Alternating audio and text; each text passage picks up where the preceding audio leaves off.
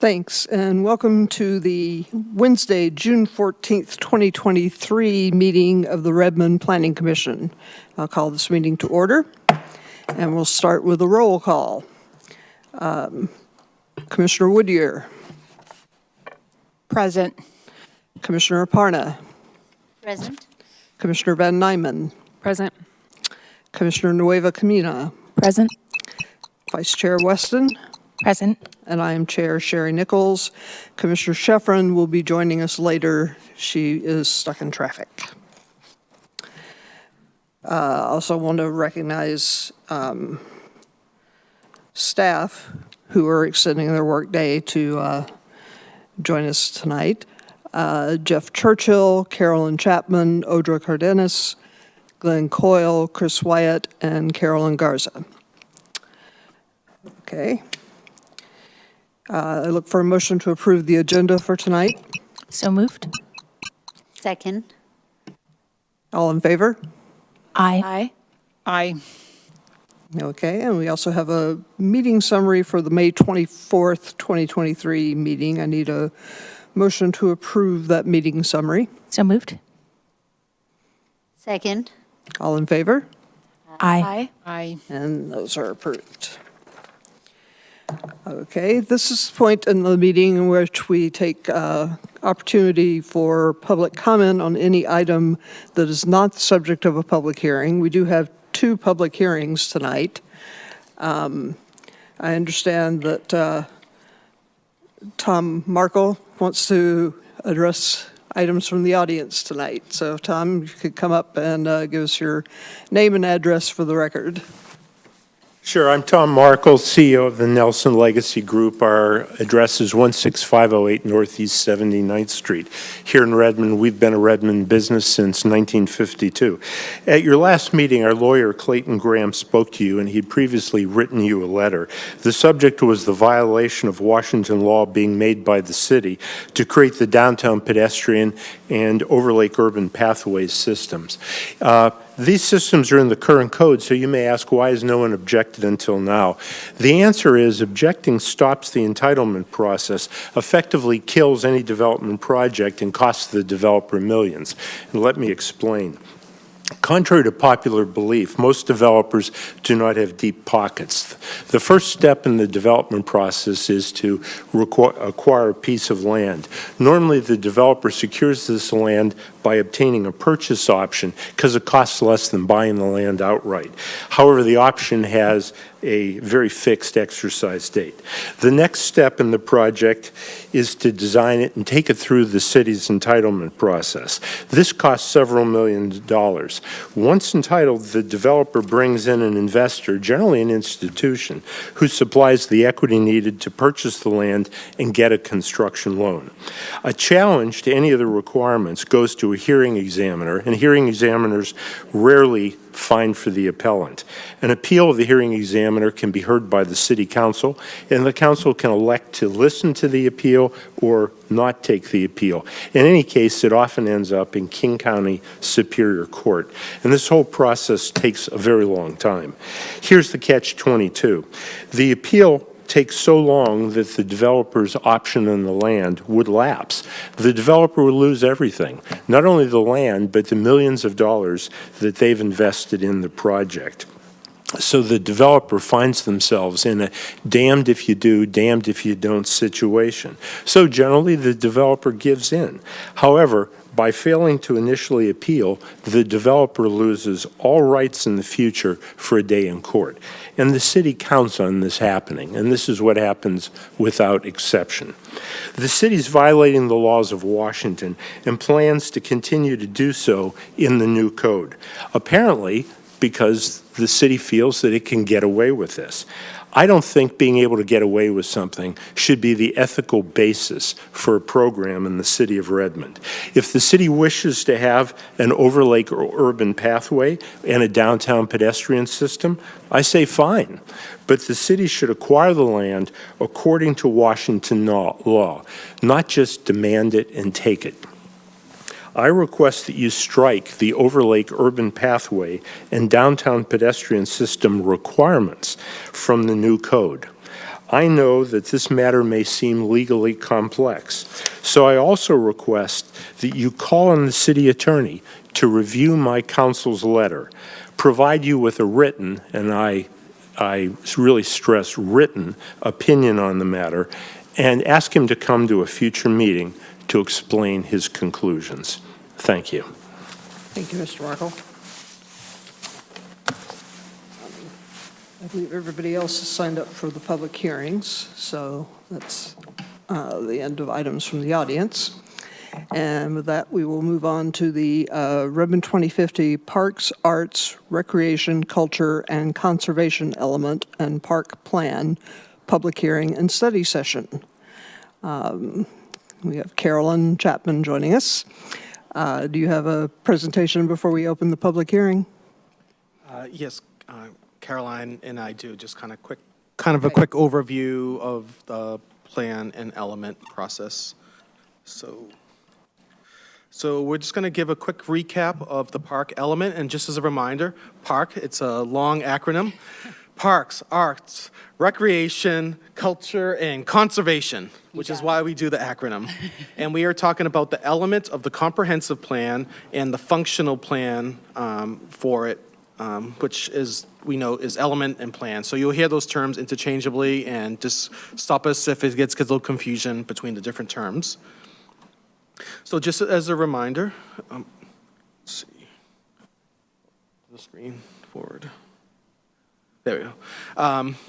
Just as a reminder, the interaction between our different levels of city plans, the comprehensive plan is the high-level guidance that has generally a 20-year plan and horizon, and we update it every 10 years. Functional plans are the kind of the policies or the strategies, the actions that translate, that implement that vision. They usually have a little bit shorter update cycle. For example, parks is 6 years. And this really translates into like where our capital projects and those kind of details finance. And so park plan is one of them. We also have a transportation master plan, which you'll be seeing at other times. And again, this ties into some of our different department work plans, our biannual budget, our capital improvement projects. Okay, next slide. Okay, the park element. We do want to note that this was last updated in 2017. It wasn't really on the 10-year comprehensive plan cycle, and this was done in conjunction with the last park plan update in 2017. So this element, though, we actually are doing a major refresh and envision of the park element, and we'll kind of explain how and why that is in the next slide. So from the 2017 update, we had 2 framework policies, 10 subsections, and 65 policies. And generally, that's not a best practice for comprehensive plan type elements. So for this update, we kind of reframed it into the 4 framework policies that kind of get around the main goals or visions, strategies for parks. We consolidated that into 15 policies. And then we also have 2 shoreline master program policies that were kind of, I don't know what the right word is, encoded through our zoning ordinances. So we're not actually updating those policies just because that would actually will be part of a later shoreline master program update. So we're just leaving those 2 policies as is for now. And because they are referenced specifically in the shoreline master program and in our zoning code, we just, process-wise, we're just kind of saving that for later. So of those 65 policies, what happened to them? Well, many moved to the park plan or were just consolidated into other policies. So really the idea is this, the element is just really this higher level, kind of longer range type vision. So next slide. I think now we're just going to speak a little bit specifically to the park plan. Yeah, and I can take it over from here. So this long acronym really covers a lot of the work of the Parks and Recreation Department. So it's our recreation programming, it's our parks and trails, how we're going to develop those.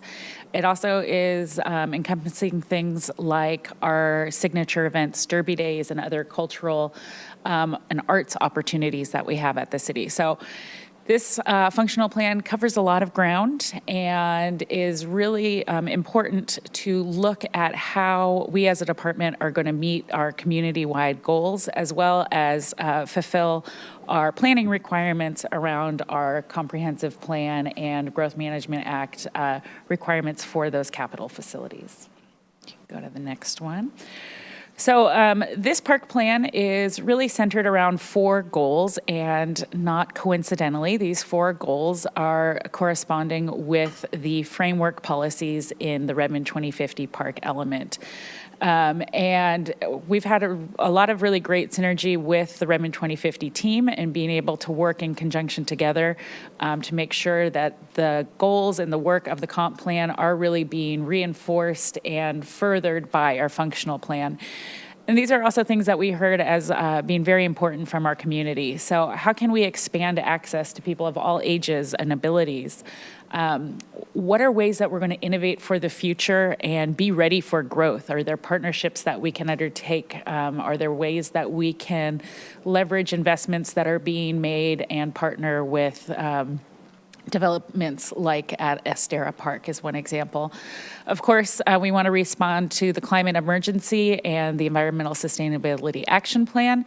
So we're looking at how we can adapt and be ready for climate change, and also looking at the role that parks and our community centers and trails really help us to build those strong communities here in Redmond. So if you want to go to the next one. So some of the key recommendations that are coming out of this park plan and where we're going to be going in the next 6 years, it's really about, you could boil it down to how can we better use our limited space and resources to expand these recreational opportunities to really meet the needs of our community as our community is changing. It also acknowledges that we as a city department are not going to be able to do it all. And so maybe there are opportunities to partner with our neighbors in Kirkland and Bellevue, or with the King County to be able to provide access or develop new facilities that are needed. And also really looking at what we heard from the community is that our park system is really highly valued, and we want to maintain that expectation and standard and continue to build on the system that we have. We have some undeveloped park sites that could really help us meet needs and expand our capacity. And if we can bring those online, that would really do a lot and help us address this growth. Also looking at the parks that we maybe developed 20 years ago are not going to be the same kind of needs that we have going forward. And as Redmond is urbanizing, how can we address that and offer new types of urban parks or plazas for a higher density environment? And sorry, one thing I missed here is community center space. We have this lovely new Redmond Senior and Community Center that is being developed right now, but recognizing that we have a lot of growth coming in Overlake and Merriamore Village, there is a need for more indoor community center space in our urban centers. So the CIP projects that are proposed came from a series of community feedback sessions that we had done, looking at where there are needs when the inventory was addressed and building on our current CIP list. And what it boils down to are 16 renovations that would really help us maintain our level of standards, or our standards. New amenities that will help address community needs and interests, as well as creating some new trail connections. Something else that we are addressing in this functional plan is how we can go about getting additional park space or community centers and trails, and not only targeting those investments, but being ready as opportunities arise. So you can go to the next. So your role as a planning commission is to ensure that this park plan and the element are consistent with the requirements of the GMA. And for sure, we are being consistent with Redmond 2050 as we've worked together. But if you want to move to the next, one thing that we have looked at, or what's here for you, is what are those requirements of capital facilities? And for the park element, it's not a mandated requirement at this time, but we are still meeting these needs. And our park plan is going to be that functional plan that helps to meet, what is this, CF-1 and CF2. And if you want to go to the next. So looking at this crosswalk here of where are we addressing this, I know that the document is long with multiple appendices, but our inventory and our existing conditions are largely in Chapter 3. And then we do have individual inventory sheets in the appendix for each of our facilities. And then the next B, C, and D are really in the where we're going chapter of the plan, Chapter 5.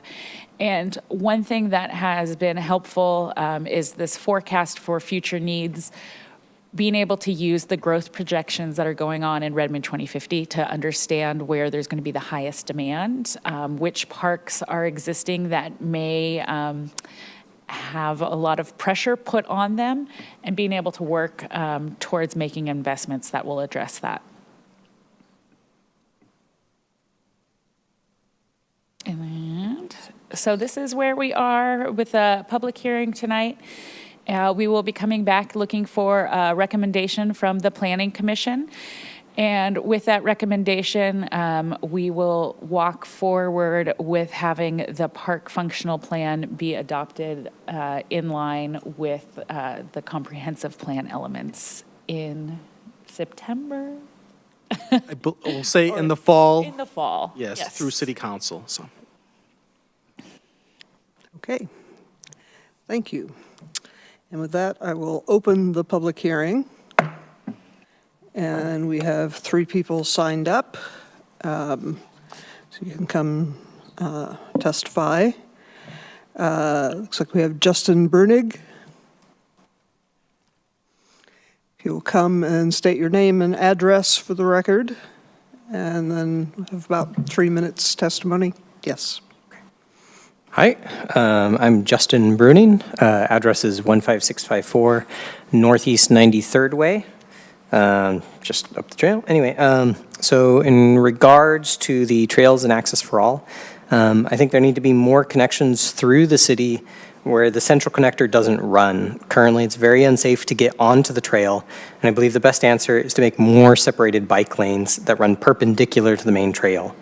Kind of related to this is also maybe building more raised crosswalks, kind of similar to what's on 160th next to the Trader Joe's. That's about it. Thank you.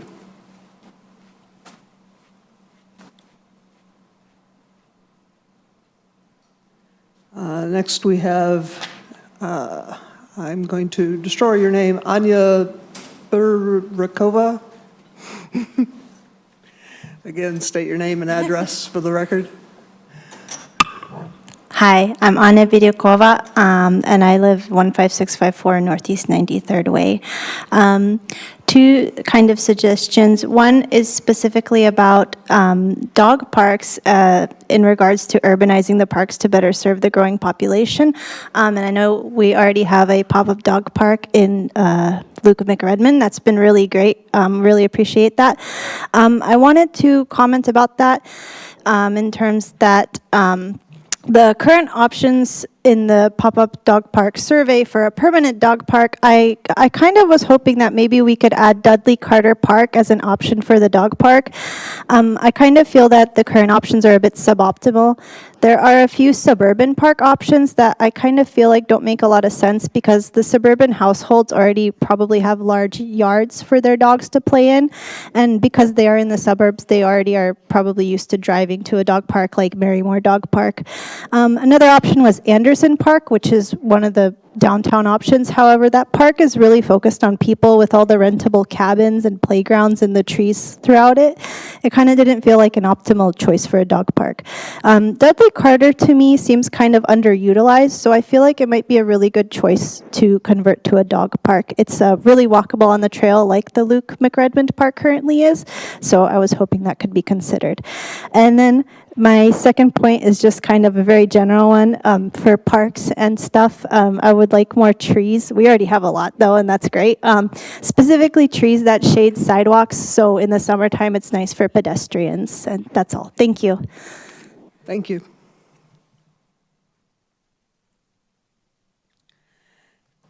And David Haynes, state your name and address. David Haynes, 15301 Northeast Turg Street, Overlake. How many gravel dust parking lots and asphalt roads are driving through the parks?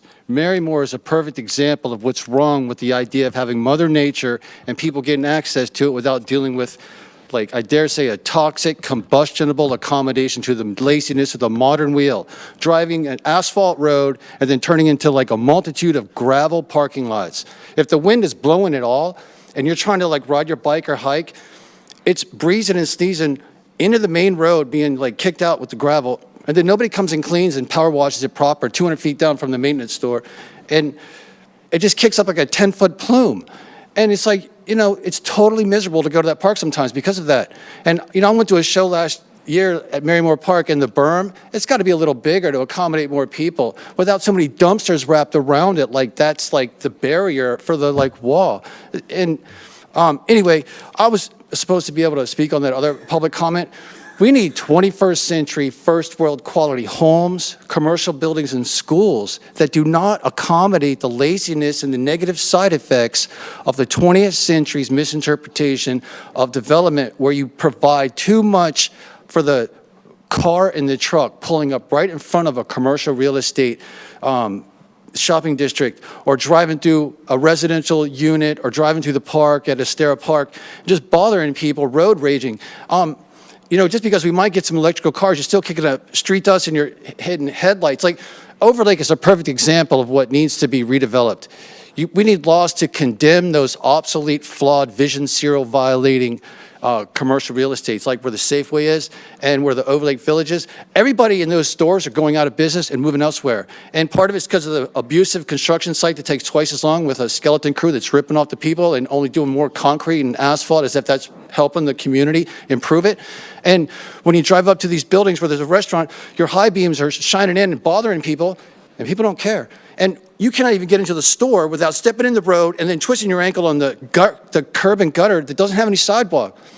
And it's like modern third world infrastructure. And the only thing I hear is more accommodation to the laziness of the wheel.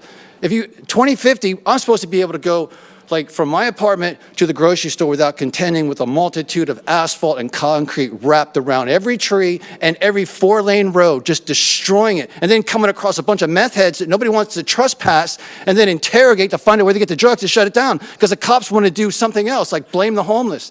You know, it's like people are going out of business in Overlake because it's crappy real estate and it's unsafe to get there. And there's a bunch of junky thieves running up and down, and the cops are giving us an excuse why they won't help. Okay. So we need 21st century housing build-outs without accommodating the laziness of the modern wheel. Like, I should be able to go can you like wrap it up now? Cleveland Street to Leary, where the homegrown is. Those people are having to pay double and triple for like quadruple mortgages that are ripping off the worker, oppressing the small business, and making non-working shareholder middlemen rich.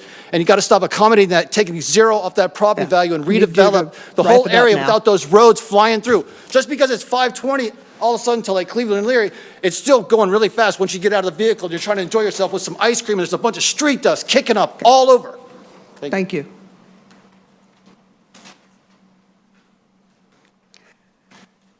That's everyone who has signed up for the public hearing. So for now, I will close the verbal part of the public hearing and leave the written part open for now. Commissioners, do you have any questions or comments on the park element and park plan? Commissioner Weston. Hi. So I had some questions about things that I thought were missing in the accounting of what parks and community centers Redmond has. The bike park, the Redmond Bike Park, actually was not called out in the list of parks. And it was noticed the need for one was still in the gap analysis. So I think that piece needs to be updated because that park is amazing. And it should be called out. It's serving a real need. The other thing is there was a list of centers and facilities on page 81 that I thought was a lot better representation than just the 5 centers. And I specifically noticed that one because one of the things that shows up on is the art studio at Grasslawn, which is an amazing space, but it's really underutilized right now. There's very little programming in it. And I think that part of that was it came online right around the time COVID was shutting everything down. And it was an indoor space, and that's totally reasonable. But that would be an amazing space for community meetings in the evening. You could just do so many things with it. It's small, so it's not like a full community center like the senior center will be. But it's still a very useful building, and it's almost always locked. And I think that actually updating lists so that sort of structure is showing up is going to, first of all, be really good practice for later when we have more distributed things instead of one big building that's by itself, but also in the meantime would make a lot better use of that structure, and that you could just do so much with it. Okay. Commissioner Parna? Thanks, Chair. So I had like 3 different points, and I don't know, maybe I missed it in the 339-page document, so please bear with me. So the last time we heard that we had per person or per acre, per person, a statistic of how many acres of park per person or something like that. There was a statistic. And parallel to that was a statistic which talked about the number of play structures for the population. And what I don't see anywhere in a very clear way is more play structures. And I feel that if we are courting a lot more like younger people coming in, eventually they're going to have kids. Well, I love a swing once in a while too, but so I don't know if that needs to be kind of in a policy like PR2 where we're talking about more equitable access, because the denser the place, the more the need for that outlet, right? So whether it's a CIP project or whether it comes into policy so we can do something, I don't know. So that was one point. And the second point is I would like to see, and this I might have missed, so I apologize in advance, is whether we can allow, as part of the park process, food trucks around each of these, each of the lovely parks. I'm seeing them as neighborhood watering holes, right? And on a hot day, there's an ice cream truck. I'm going to land up in almost every park sampling the ice cream trucks, right? So that was the second point, which I thought maybe, I don't know if I missed it. So, and then the third point was, I know there's a mention of native plantings and so on, but we recently had a talk with the arborist, and we've got natives in our garden, but because of the wicked summer we had like a couple of seasons ago, even our natives are not doing, native trees are not doing as well. So maybe looking at there should be a sweet spot of, trees that are handling the changing temperatures. And that's something that should be there because we can't afford a die out.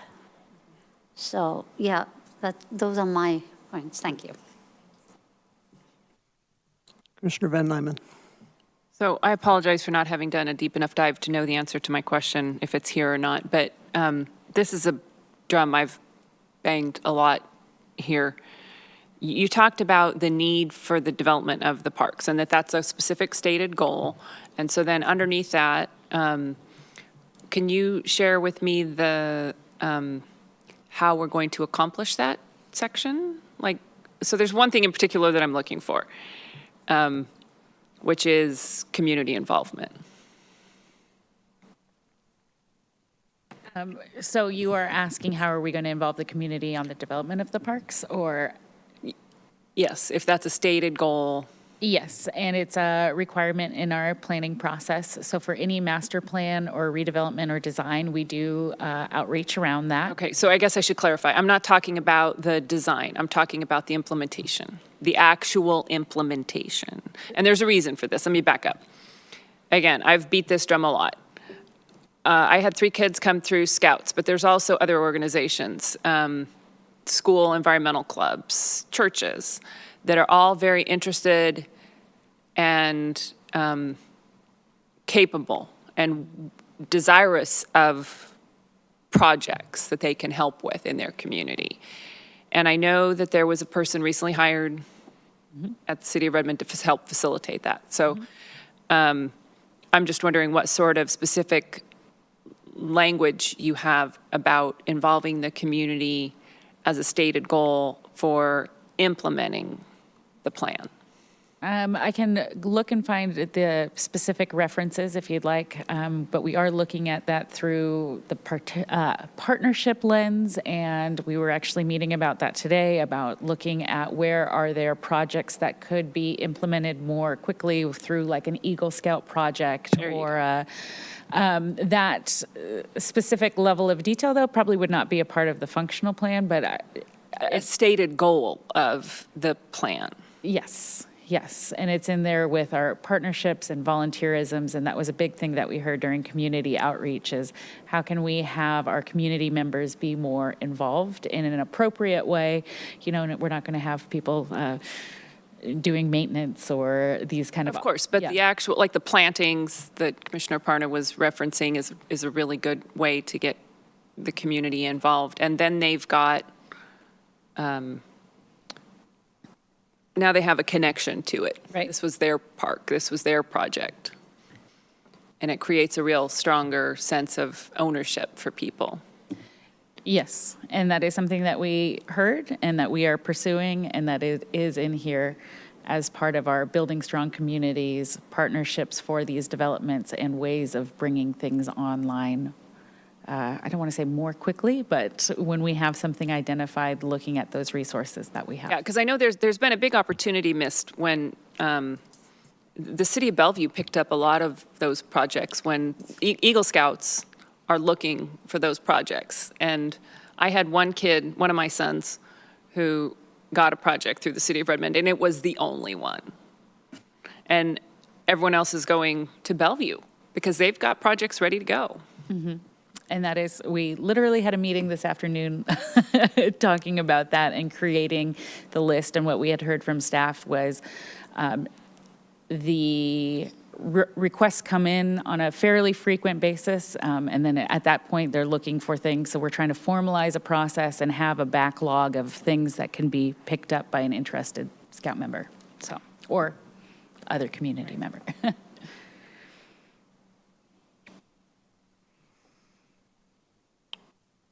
Any other questions? Commissioner Weston. So I had a question about the public art. Yes. Because I don't know how to pronounce it, the story app, but the O is a Q. Oh, yep. Yep. So some things are logged in. Yeah, I don't know. Some things are logged in there, and it's actually really nice to be able to read a little bit of the background of the art. But a lot of the new art that was brought in as part of like developer incentives, there's no real like story about it, or like you can't look up who the artist was. It's just there. And I think that's great on one level, but I would like to see like a little bit more if we're actually incenting this art for enjoyment, to actually give people more information so they can truly enjoy it, like know who the artist was, know why they were chosen. And I think that information is just missing Yeah. now. There is some work that is being done as part of the code rewrite. This is probably more information than you need around, not all art that you see is public art. It may not have gone to our arts commission, but for those things that do get approved, what are the standards that we expect like that? So that's great feedback. But even further than that, saying if someone in Redmond signed off on the concept of the art, or concept is wrong, if they signed off on art being included, then it can be I think it would be really great to kind of fold that in somehow, even though it's not technically the Arts Commission doing the work. I mean, even if it's not in the code as required, just making the developer aware of Yeah, best practices for presenting art. right. Yeah. Tacking on with what Commissioner Weston has said, the constant feedback that we're seeing, most recently at Rainbow on the East Side exhibit showing over at Central Cultural Mexicano, was that the people who came to the opening, being able to read the stories of the artists, read the stories of the piece, that they felt more in community because of the human connection. Because if they're just looking at the piece, then they're not really truly connecting with the whole intention of it. Yeah. And as we're moving forward as a city and being truly value-based and nurturing that sense of community and connection, then this would be completely in alignment with that, having that artist statement either of the piece or of the story. That's great. Thank you. Commissioner Parna. So there's this one point that I've brought up in other places, and I could be the broken record here, but when you talked about the indoor community centers or spaces that we're looking for in the future, and I think it's referenced in the Overlake piece a little bit, is that we should leverage, like library spaces, school spaces. No space should be so single use. It should be flexible, and the buildings and the cities can live, like, it can be it can extend the day of the city. And and I think that's kind of important because those become the neighborhood watering holes along with the park. So you have the indoor watering hole and the outdoor watering hole, right? But I think that's really important that the park plan talks about using the facilities also. I think we managed to put that language in, I think it was in the Overlake piece, but, so just for consistency's sake, to have it across the board. Great. Thank you.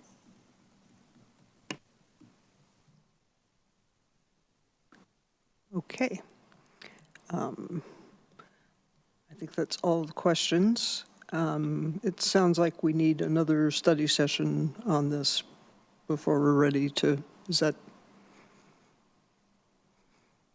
Okay. Okay, then I will leave written comment open for the public hearing.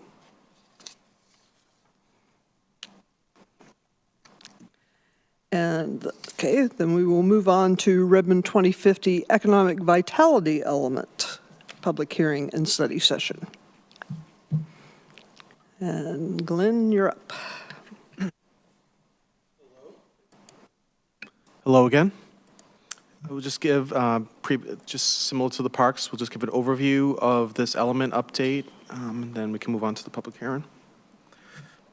As a reminder, economic vitality element is required under RCW 3670.70.7 and states that an economic development element should establish local goals, policy objectives, provisions for economic growth, vitality, and a high quality of life.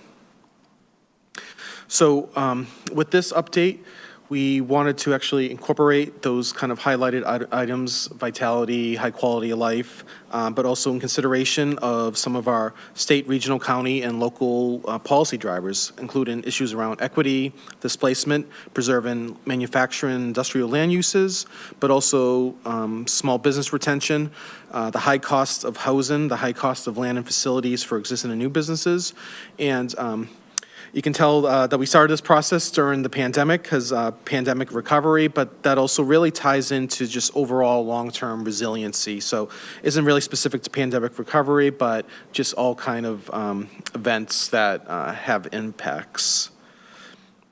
So this kind of summarizes the update from the existing economic vitality element to the currently proposed to be adopted. The existing, I should note, and that's kind of where it says current EV element sections. This was essentially developed back in the 90s and was really only updated very slightly in the previous iterations of the city's comprehensive plan, and it really focused on kind of city operations, city policies, land use policies, finance, and related to economic development. And then what this update really was to get it more into that broader economic vitality and quality of life type policy. So, economic development is really a subset of economic vitality. So we wanted to get that broader thing that really gets us more into those goals of creating a vibrant community. And that also gets to the fact that the economic vitality element is really provides that nexus to all our other policies and elements, as the stuff we just talked about in parks or our transportation policies, et cetera, et cetera. So as noted, the new draft is kind of done in three frameworks. First, around the sustainable and resilient economy. To a certain extent, that relates to just some of the city's operational aspects. So a lot of those previous policies that talked about how we do our land use and tie into our regional economic strategy and things like that go into that section. High quality of life, and those really speak to those nexus type policies, having a good environment, having resident type support in businesses and having arts and crafts and those kind of things. And then the last section, because this what we heard was very important, was just having a diverse workforce and business community. So it's really that whole holistic. It isn't just the business side, but the actual workforce. So having policies there that support small businesses and having other things that make the city livable for people at all kind of wage levels, including small business owners, things like that. So as those bullet points, I won't go through all of them, but this what the policy updates focus on: equity and quality of life, mitigating displacement, preserving manufacturing uses, high cost of living, diverse workforce, and continue efforts to support a diverse, sustainable economy. This slide was included back at our previous study session in March. This was really the updates from the, I believe, like August or October draft. But two things to note that had been brought up during the March study session was EV12. So we made some continued changes to that based on feedback. And then also EV16, there was the concepts around resident servant and then neighborhood-based businesses. So we split those into two policies. And then as noted in the issues matrix, I think there were some questions about what those actually mean. We put in some kind of draft definitions, and we're working specifically to more of like a zoning code or a more legal type definition. So when it comes to more development kind of side of things, that there will actually be more clear guidance. But those are still under the development. But the general concepts of when we talk about of those concepts, those are kind of noted in the issues matrix. It's included in your packet. So that's it. So we can. Yep. Okay, so I'll open this public hearing. Mr. Brunig, did you want to testify in this one too? Still need you to state your name and address for the record. Okay, again, Justin Bruning, address 15654 Northeast 93rd Way. So related to zoning codes, I think it's a good idea to expand areas in which people can build additional density further from the downtown area. Just kind of out in the suburbs, basically. Part of this is making sure there are commercial options available in those areas as well. So make sure that you have lots of so people can have stores that they can get to without needing to drive, and just general local small businesses in kind of that sense. Partially related and in consideration with small business support, I think where it makes sense to build such units, make sure to include incentives or emphasis for live-work units as well. That's it. Thank you. Thank you. And Ms. Barakova, you don't want to? Okay, great. And it looks like Mr. Haynes has left. I don't see him. Okay, so with that, I will close the verbal portion of the public hearing, keeping the written portion open. Okay, Do we want to start by going through the issues matrix as it already exists? Yes, sorry, I'm just trying Yeah. to find it. That's fine. Here am I. And it was right on my screen. Here we go. All right. Just take a second. First item is just related to the question around business districts, resident-serving, neighborhood-based businesses. And as I noted in the presentation, we, based on the comments from the March meeting, we split those two policies out, but also include in the issues matrix our economic development manager provide, with staff help, because we're kind of working on this related to our zoning code, but we have these kind of draft definitions, which get to the gist of what this means, but we're working like more detailed, like specific to the zoning code, but the concepts are the same. Okay, Commissioner Parna? I think this is great, and I think splitting it up is a good idea because they're actually slightly different in purpose, right?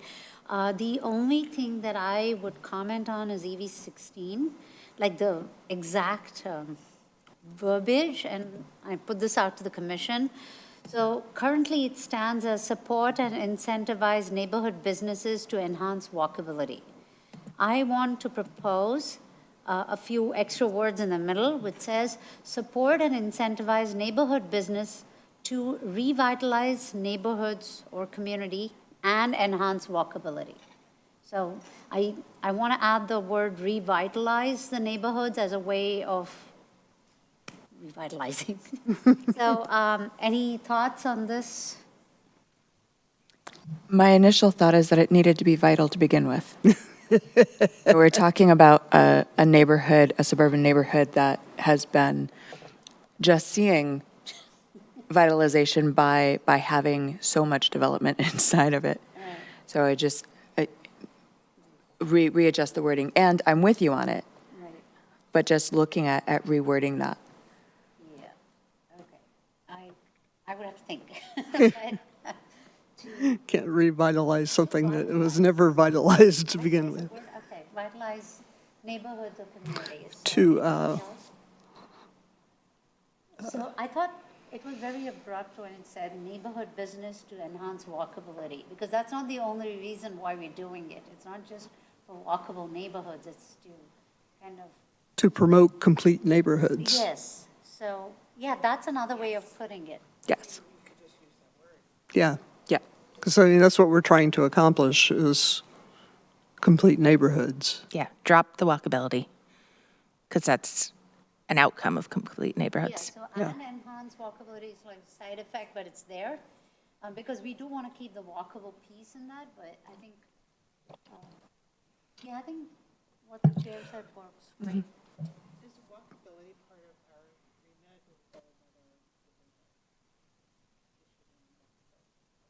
Issues around walkability.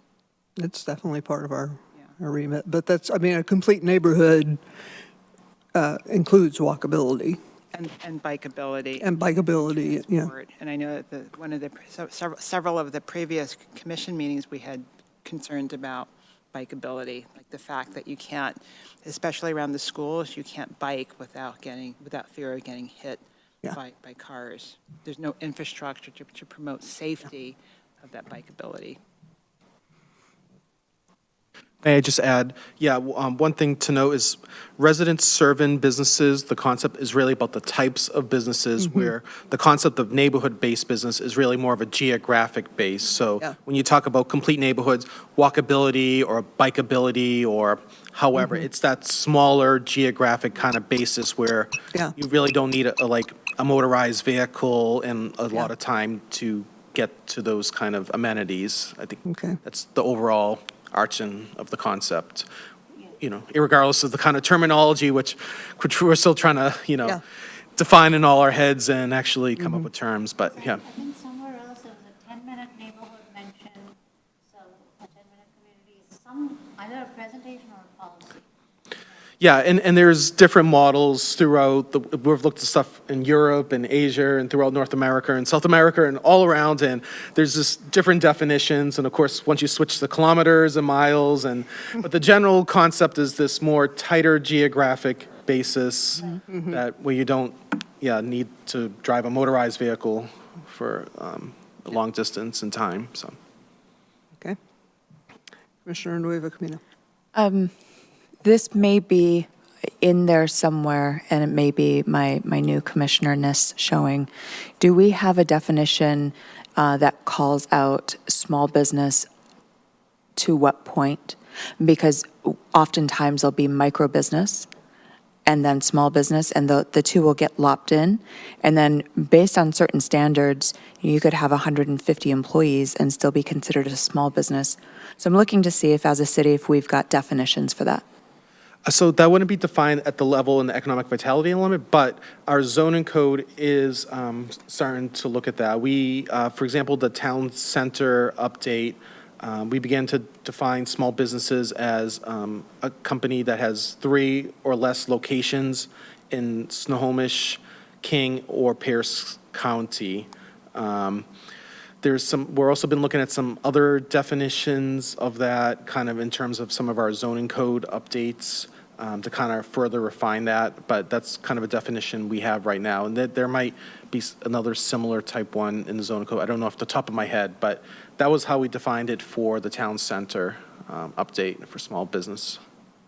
So they would follow along those kind of lines, the amount of establishments they have. We could also look at, there's other variables that we could potentially look at, like as you noted, amount of employees Did you or. look at revenue and employees? Because to me, 3 doesn't sound very small to me. Some of this information could be proprietary, so that's where I might get a challenge, but that is something we could definitely look at in terms It's not a of. public company, they don't necessarily No, want to tell you their revenue per But employee. to me, that feels really loose, like 3 locations. It's going to be loose. Okay. Can we close this? Yes, Chair. Yeah, make sure your microphone is on. We've Yeah, been having some trouble with yeah. your microphone. Can you all hear me? I don't know. I think, is it working now? I hope so. Okay. Okay, so. Find the other. So then the next one is my favorite, smart cities. So as noted in your issues matrix and to the comments at the discussion at the March 22nd meeting, we updated the policy language that intends to meet city goals and vision, incorporate community feedback, and address the Planning Commission's concerns around security and privacy. If you'd like, I can pull up the policy or just you can discuss or whatnot. Yeah, the policy, I can just read it. Evaluate and implement innovations that enhance an economic vitality. Not a smart city in sight. So, yes. I hope it's, okay. I think adding a couple of words, again, I have a recommendation, is evaluate and implement community-wide innovations. So it's an inclusive, like an infrastructural thing. It was intended to be an infrastructural, citywide thing, right? So implement citywide, community-wide innovations would kind of broaden what we're trying to say, if we still want it this way.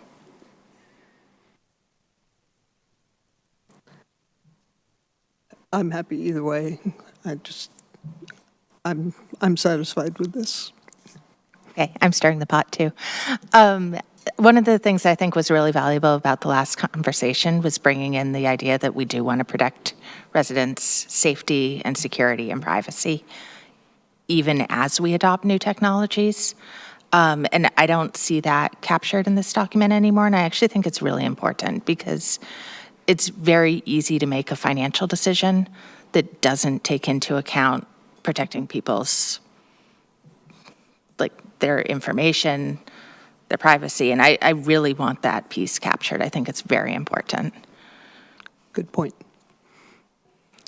I second your point, Commissioner Weston, especially when I see that the article that was referenced in the slide deck, most of those cities have very different social structures than what we have in the United States, as they're in the Middle East and also throughout Asia, which would never work in our country. But, even here, there are smart city technologies that do not protect privacy and data, like automatic license plate readers. That, it can't protect privacy. The whole point of it is to directly tie a license plate to a person. And also the security piece, I think, is a little less obvious than, I think people have a visceral reaction to privacy when you think through scenarios, but I think the security piece is really important too, because there can just be, you see it with the ransom attacks on so many different institutions, public and private. It's just, unless that's a core way that Redmond is evaluating new technology, we're really opening ourselves up to an enormous amount of risk and expense. And I want to see that. It's just, to me, it's just like a safety issue almost, that we're saying, of course, technology comes with these risks, and it's important that Redmond thinks about them before adopting a new technology. Yes. I would agree. I'm really a huge proponent of security and privacy, especially, the U.S. is moving in the direction of privacy concerns and respect anyway. So I think we have an opportunity to really be bold and declarative about that. And I think with regard to smart cities, do we see any examples where citizens are able to opt out of certain elements? Yeah, well, that's why I wanted smart city out of there. I wanted it to be focused more on innovations, not smart city, because smart city tends to be more about I wanted to focus more on things that we needed to solve problems, not on tech for tech's sake.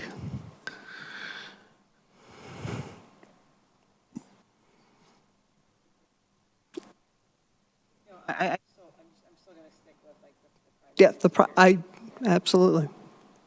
But there's certain things that have no privacy risks, like, automated monitoring of our wells, right?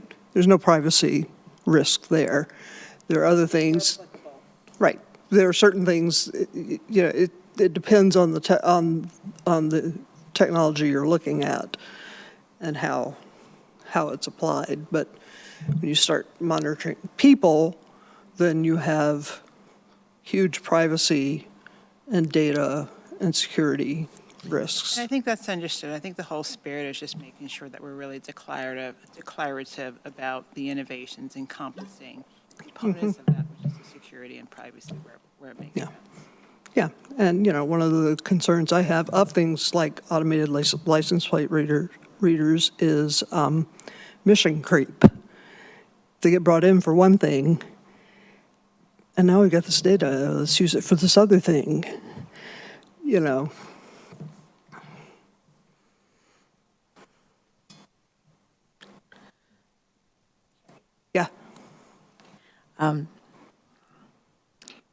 I really like being able to be pragmatic when it comes to finances.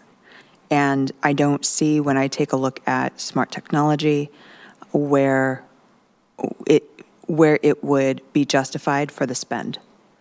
I'm taking a look at what the numbers look like to implement the technology.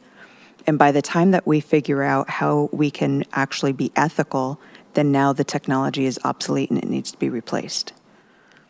So I think in implementing anything before we figure out the ethics behind it and something that's going to be sustainable, then it sounds more, to Chair's point, tech for the sake of tech.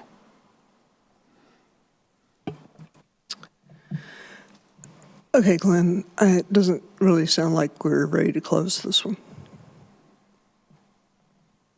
Okay, Jeff also noted if everyone can speak directly into their microphone. I know that's not really, that might be a somewhat technology-related question. Yeah. But, Yeah. That- so I think they're fine, but yeah, I think just they're a Need little, to get about a hand's width away from it, yeah.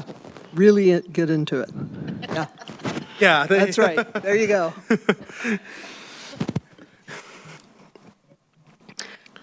Okay, so that's the issues matrix we have. Other questions about go ahead, Commissioner Weston. So I had a few nitpicky ones, just for clarity.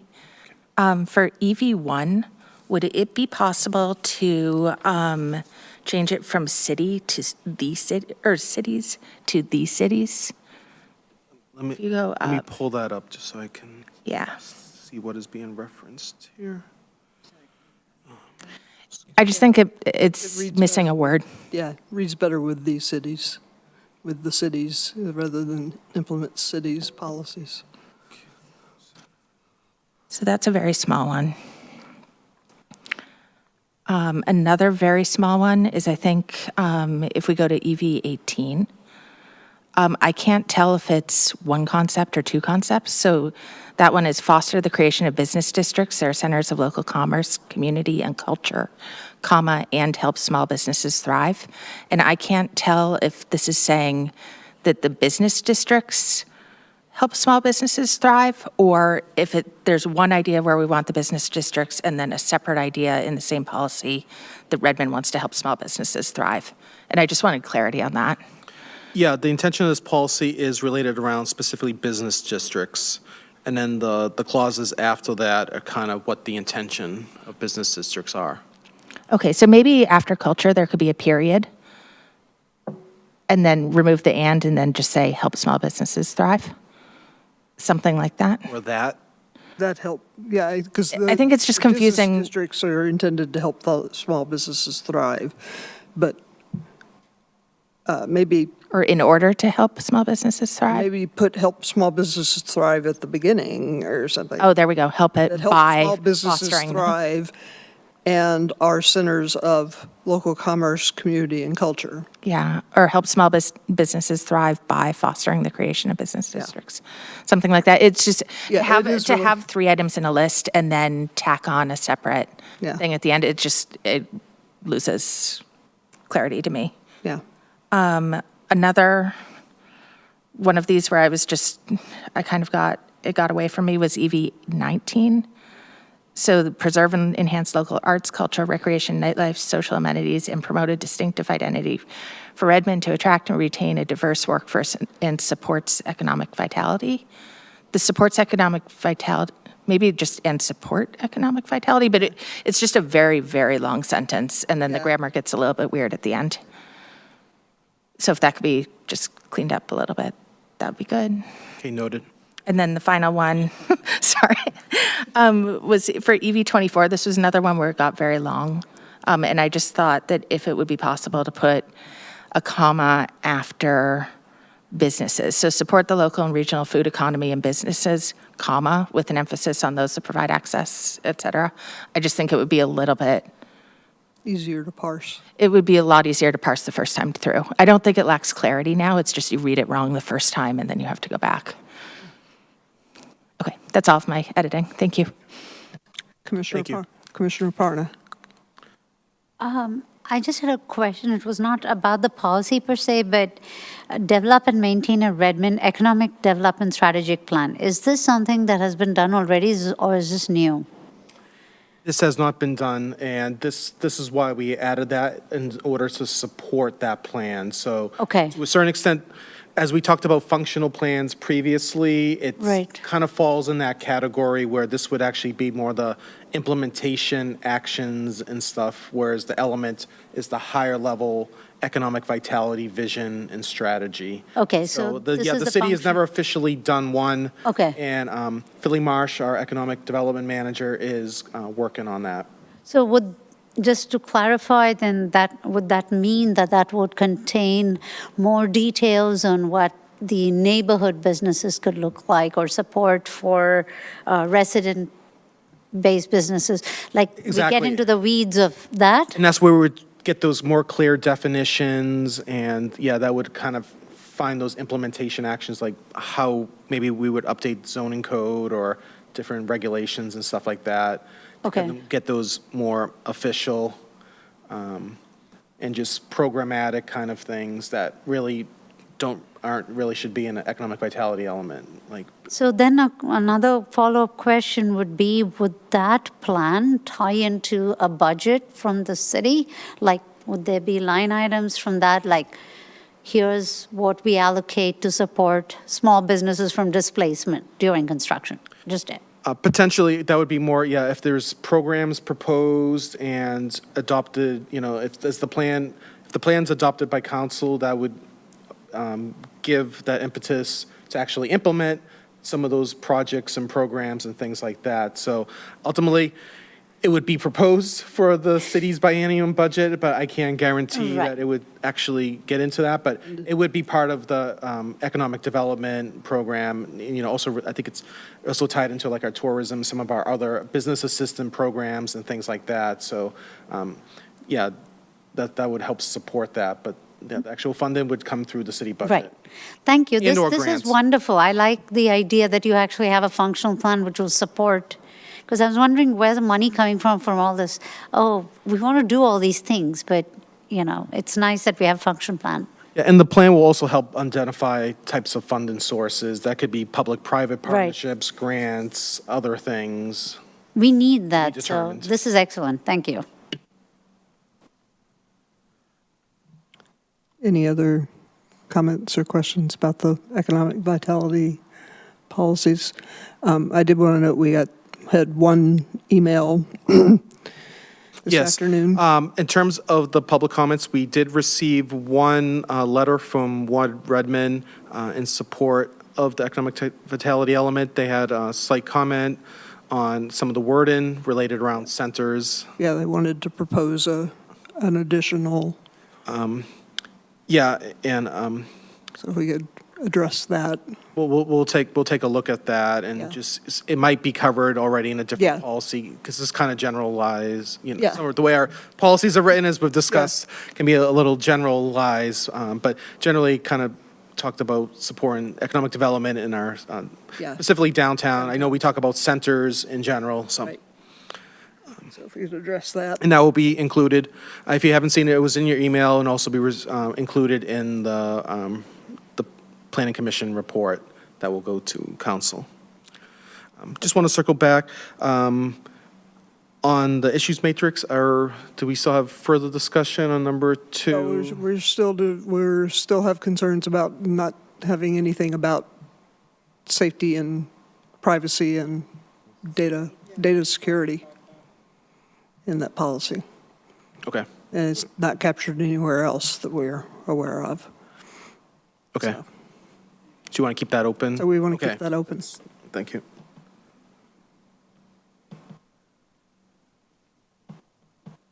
Okay. Anything else? So it sounds like we need another study session on this too, which might as well, since it's all one big technical committee report anyway. So I will continue to leave the written comment public hearing open.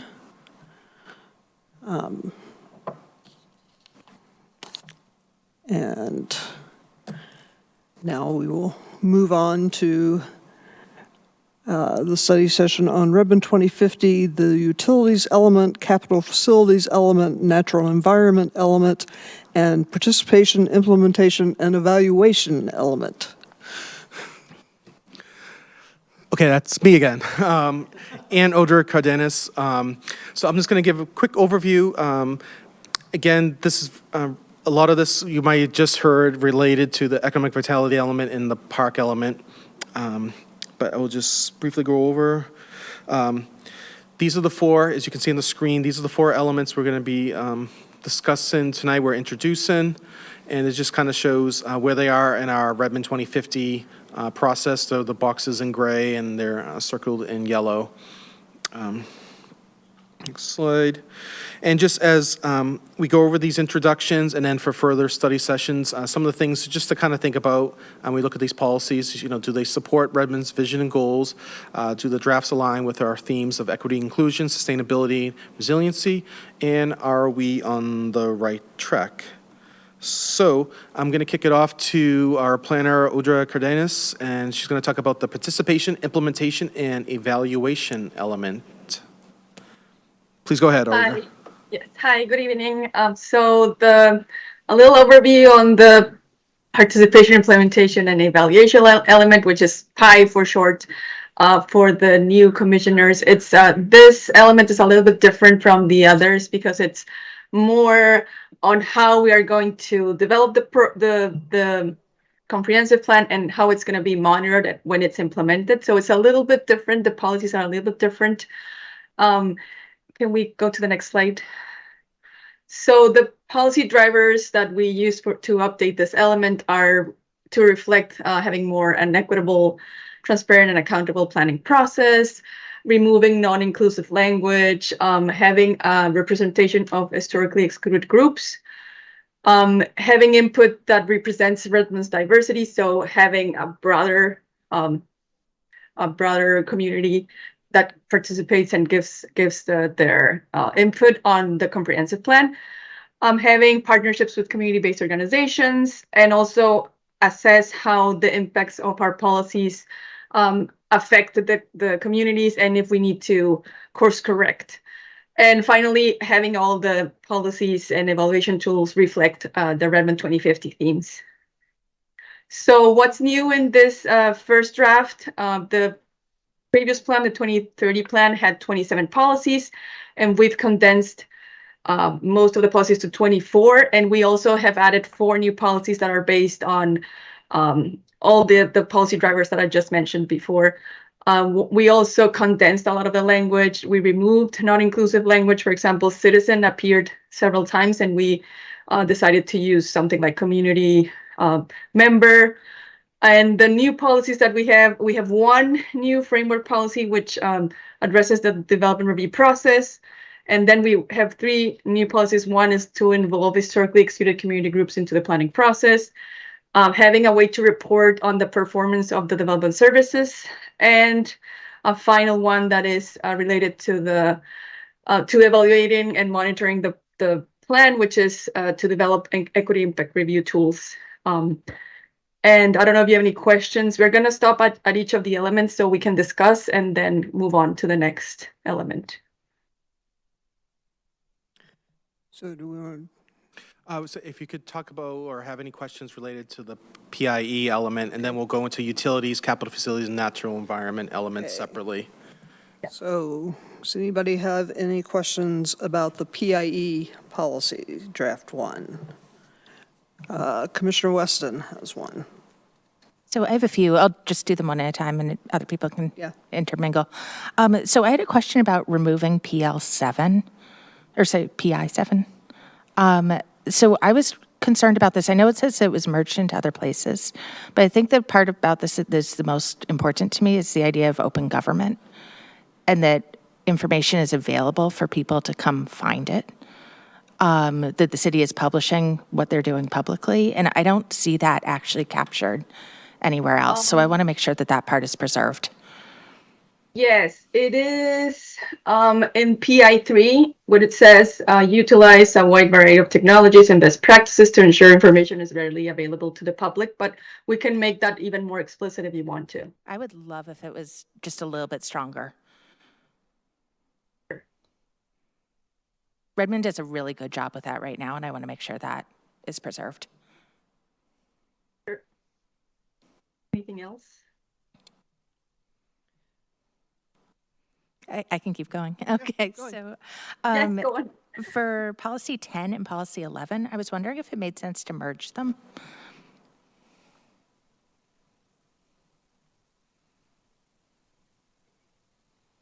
And that's with the new numbering, not the old. Yeah, this one, the resolve tensions and also how it is applied. I think this goes a little bit more into depth, like having the map, the comprehensive land use map, and this goes more into like policies, but I can review this too. I mean, no problem. It might not, but it jumped out at me. Another one for policy 19. I would really like to remove the word encourage because I think it kind of strips all the teeth out of this policy. This is really important. The public comment and review is really important, and I don't want it to be encouraged. I just want it to be required. Yeah, this is more related to the 11 review process. So when applicants come and ask for having something done, so it's more on the applicants. So we try to have them, encourage them to have the appropriate processes for their, their permits or whatever. It's not on the actual participation part. Got it. Does that, do people actually take Redmond up on that? Some of them do. Okay. Sometimes, yes. Cool. And then the last one, it was just a question. So for PI or PL? PI 22, which was removed. There was a part about removing the reimbursement for staff time. Is that something that was used currently, and we'd be getting rid of that reimbursement, or was it not really used and that's why it makes sense to get rid of it? You mean the original PI 22, right? Yes. The final bullet. This one, yes. Establish an agreement in advance. I think it wasn't really followed, but I can just check how it was done before and if it's still, like, what would be the alternative. Yeah, because if that's a revenue source that was actually getting used, then I'm not sure you'd want to get rid of that piece.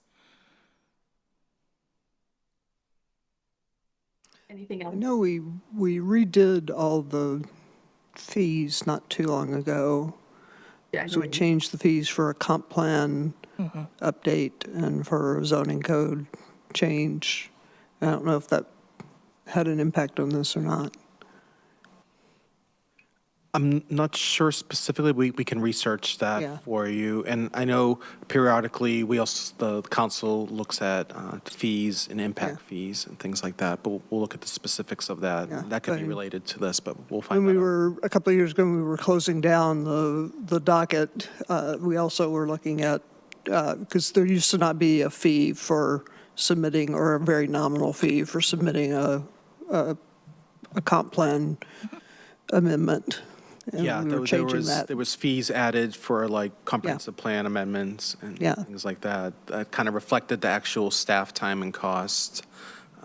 And we could provide some information, kind of what we did there. I don't know if that is related to that going away or, Yeah, if it's standardized, that's great. I was curious. That one prompted questions. Thanks. Commissioner Nueva Camina. Hi, Audra. Thank you for presenting tonight. I've got just a technicality on PI2. We need capitalization of C on people of color.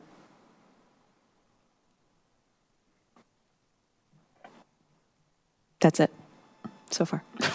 Thank you. Thank you. Anybody else? I have one similarly really small on PI 6. It says, enable community members to learn more about local government and promote public discussion of community issues through the use of techniques, such it just reads funny to me by having a comma after techniques. I think it would parse better without that comma there, so it would just read through use of techniques such as educational materials, workshops, and special programs.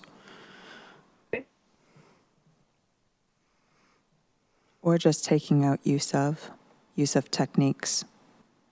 Yeah. Through Yeah. techniques Either- such yeah. as. But yeah, when you put the comma there, it stops you for a second and you go through the use of techniques, like, it just reads funny. That was the only one I had. Is that it for PIE? Okay, I think that's all we have on PIE. Thank you. Thank you so much. Thanks.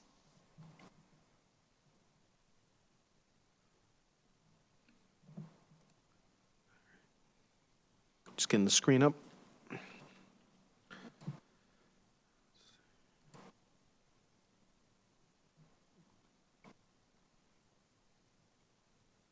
I think Jeff's just trying to get that for us here. Okay. The next section, element update that we're presenting tonight is the capital facilities element. And this slide just kind of reflects what the requirements are for capital facilities elements. And the most important thing to note, similar to the park functional plan, is that we use functional plans to meet these requirements, just because there can be a lot of information and data, especially when you think about like our wastewater plan, stormwater plans, water utility plans. They can be very long and technical when we look at existing facilities, future facilities, projects, and things like that. So, but we do address that through our capital facilities policies 1 and 2, and delegate to the functional plans. So let's see, next slide. So ultimately, what is new in our capital facilities update? Generally speaking, because there's a lot of legal requirements around these policies that kind of set like our financing and kind of how we look at our facilities. The main important thing is that we updated the plan horizon from 2030 to 2050. We reviewed and updated some level of service standards, for example, like parks, police, had some. A lot of the kind of water systems are very industry standard based, so those didn't have any updates. But also ensuring that issues around equity, you know, that's our Redmond 2050 goals, just making sure that our facility type, capital facilities, finance type policies, make sure we support that. Updating unclear, outdated terminology, making sure that it's in meeting legal requirements, or that there's clarity when there's kind of legal questions around some of those policies. And ultimately that led to consolidating from 23 to 20 policies. So that's it on capital facilities. Is there any questions, discussion? Do you have any? So I have a bunch on this one too. For CF2, I would really like to see earthquakes still called out. So it seemed like it moved more towards climate change, maybe? Just give me one moment, I can pull that. Sure. Let's see.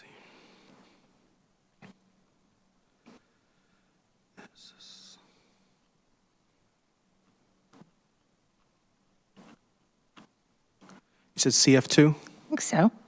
Okay.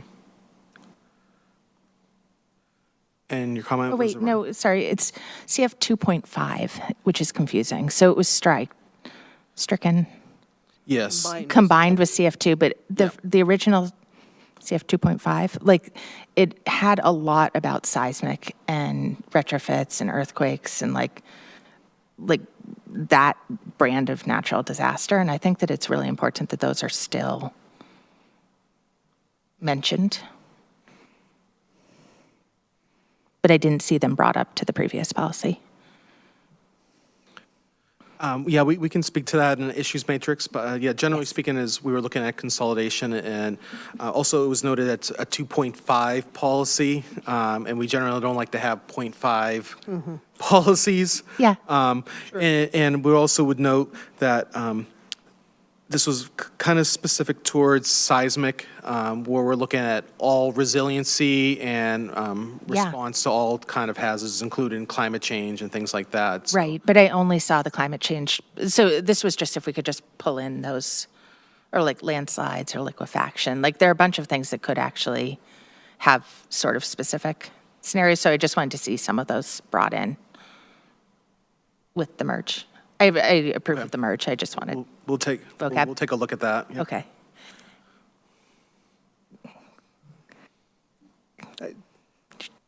Commissioner Parham? On CF2 again, specifically, I think what we're talking about resilience, but we don't talk about longevity and robustness of infrastructure. I think infrastructure was mentioned in the 2.5 one. It would be nice to kind of stress the idea of when you talk about resilience, it's also about longevity. It's about choosing the right design, the right materials for a vast variety of conditions, right? So it would be nice to talk about these things because fundamentally, when we design for the long run, capital facilities, especially the bigger infrastructure pieces, right? Like your stormwater pumps and so on. I think it's really important to look at the big picture here, and we should acknowledge the big picture here. It's sort of, you've got your toe in it, but it's not fully there, so. And note, this is related to the items that go into a functional plan. Yes. Yes, So just, when we evaluate how we would do the functional plan and evaluate the elements of the functional plan, we would look at longevity, the robustness of, the expectations of robustness, if you will, right? So, okay, noted, we'll take a look at that. Thank you. and again, too, if you need some kind of ideas on how to kind of frame that, the Envision infrastructure, what is this, credentialing system, it focuses on infrastructure, durability, resilience, and sustainability. So there's a lot of language you can kind of look at from there to put into the plan. Okay, thank you. You're welcome. And I also have one question on CF 15, which is on the funding piece of things, if I'm not mistaken.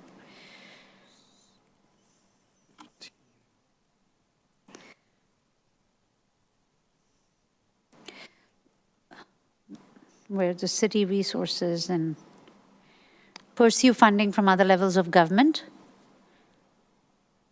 Yes, I have So those. I was curious whether this included the concept of co-location agreements, or would that be separate? I believe that would be separate. We can check. This is really looking at like what our finance department. Right, but like Policies. if somebody owns it and they're willing to kind of give it to the city for use, then it's sort of a financial agreement as well, right? So I wasn't sure if it was. Otherwise, we need something which talks about co-location and agreements for facility sharing, especially in the centers.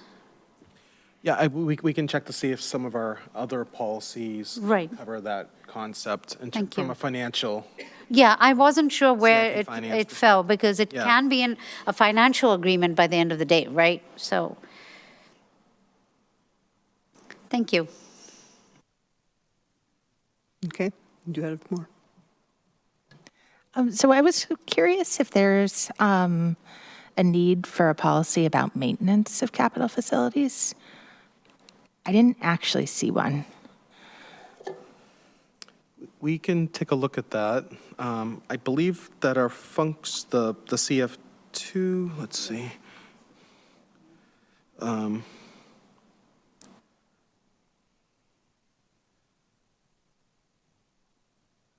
There's a lot of like maintaining accurate accounts, there's maintaining documents, but I didn't actually see maintaining Framework buildings. 31, if you look, it says plan, finance, build, rehabilitate, and maintain capital facilities and services consistent with the following principles. So that would get into maintenance. What page is that on? Sorry. That's the page one, actually. Framework, Oh, right at the beginning. right at the beginning. I flew past that. Sorry. Thank you. And I know from working on our CIP, capital investment budget, and our CIS, that translates down to having maintenance of existing facilities is like one of our highest priorities. So, and I know that derives from there, so we'll check to make sure that Yeah. that's more articulated. Maybe just underneath that, because there are bullets about other topics, but there actually isn't a sub-bullet, like a bullet in that list about maintenance. Okay. Thank you. Thank you. Commissioner Arroyo Camino. Commissioner Parna, to your point about co-locations, would CF19 address that? Or is it slightly off than was my understanding of what you said slightly off?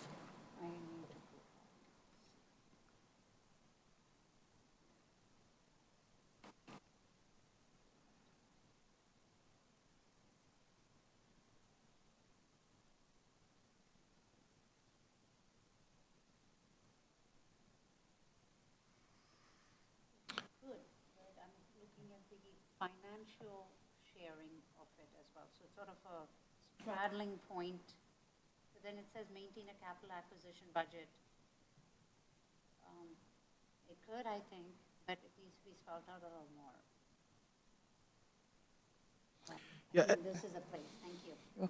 Yeah, and I will note Sorry. that Yeah. CF 19 meets the RCW requirement. There's a bullet point E, identifying lands for public purposes. That's what those CF 18 and 19 speak to. So they actually meet a very specific legal requirement Oh, for the capital facilities element. so that's the legal part. The financial part is in CF 15. Is that what you're saying?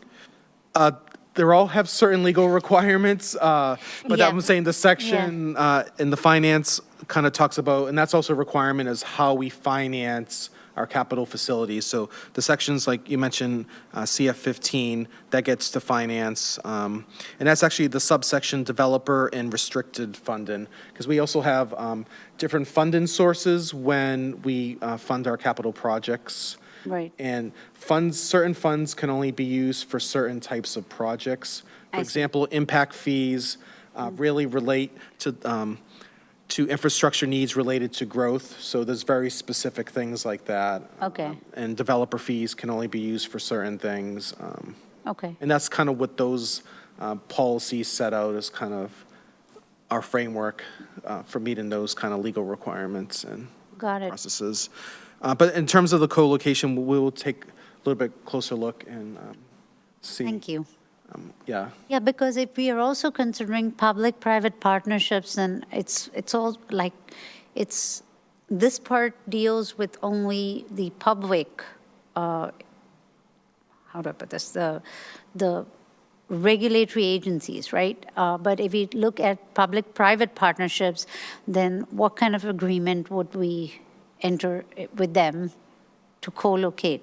You know, maybe it's I don't know, a community center during the day of, serving city permits and stuff like that, and at nighttime it's a discotheque. I don't know. I understand the concept you're getting at, yeah. Yeah, I And don't I know these know. policies generally speak to city-owned facilities Right. and/or how we accommodate other public or government agencies. So but there we'll kind won't of be look any at public-private. leased properties out. I don't know if that comes up here, so thank you. Thank you. We'll take a look at that, yep.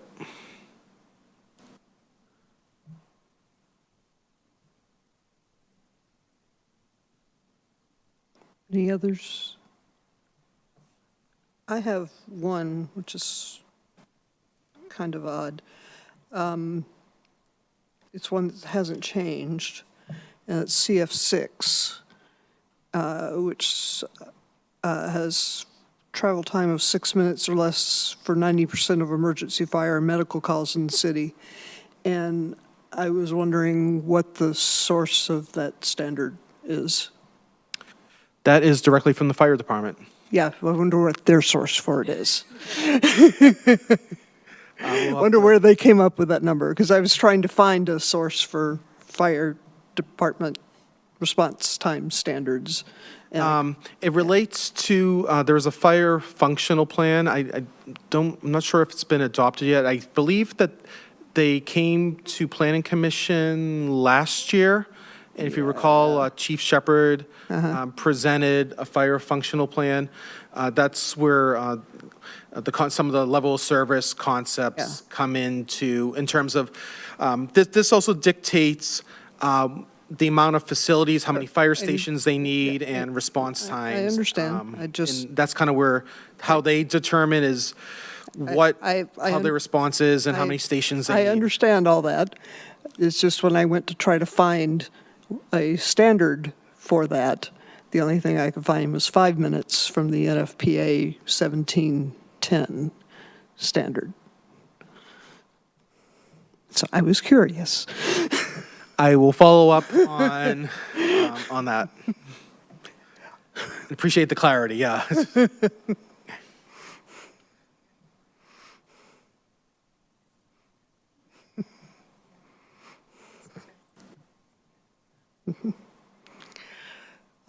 Any other Like I said, mine was weird. Commissioner Noya Camino. CF6, police protection. It's just a how do we determine this question. One of the things that we added on was ensure emergency response times meet community expectations and call response types. My question is around the meets community expectation. One of the things that I know is that unmet expectations is the greatest cause of frustrations, and especially if the expectation isn't communicated. So who is creating the expectation? Does the community know? Have they communicated that expectation? Do we know what it is? Or is it what we think that it is? And then how do we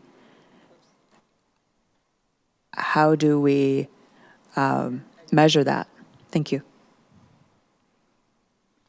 We will follow up with the police department.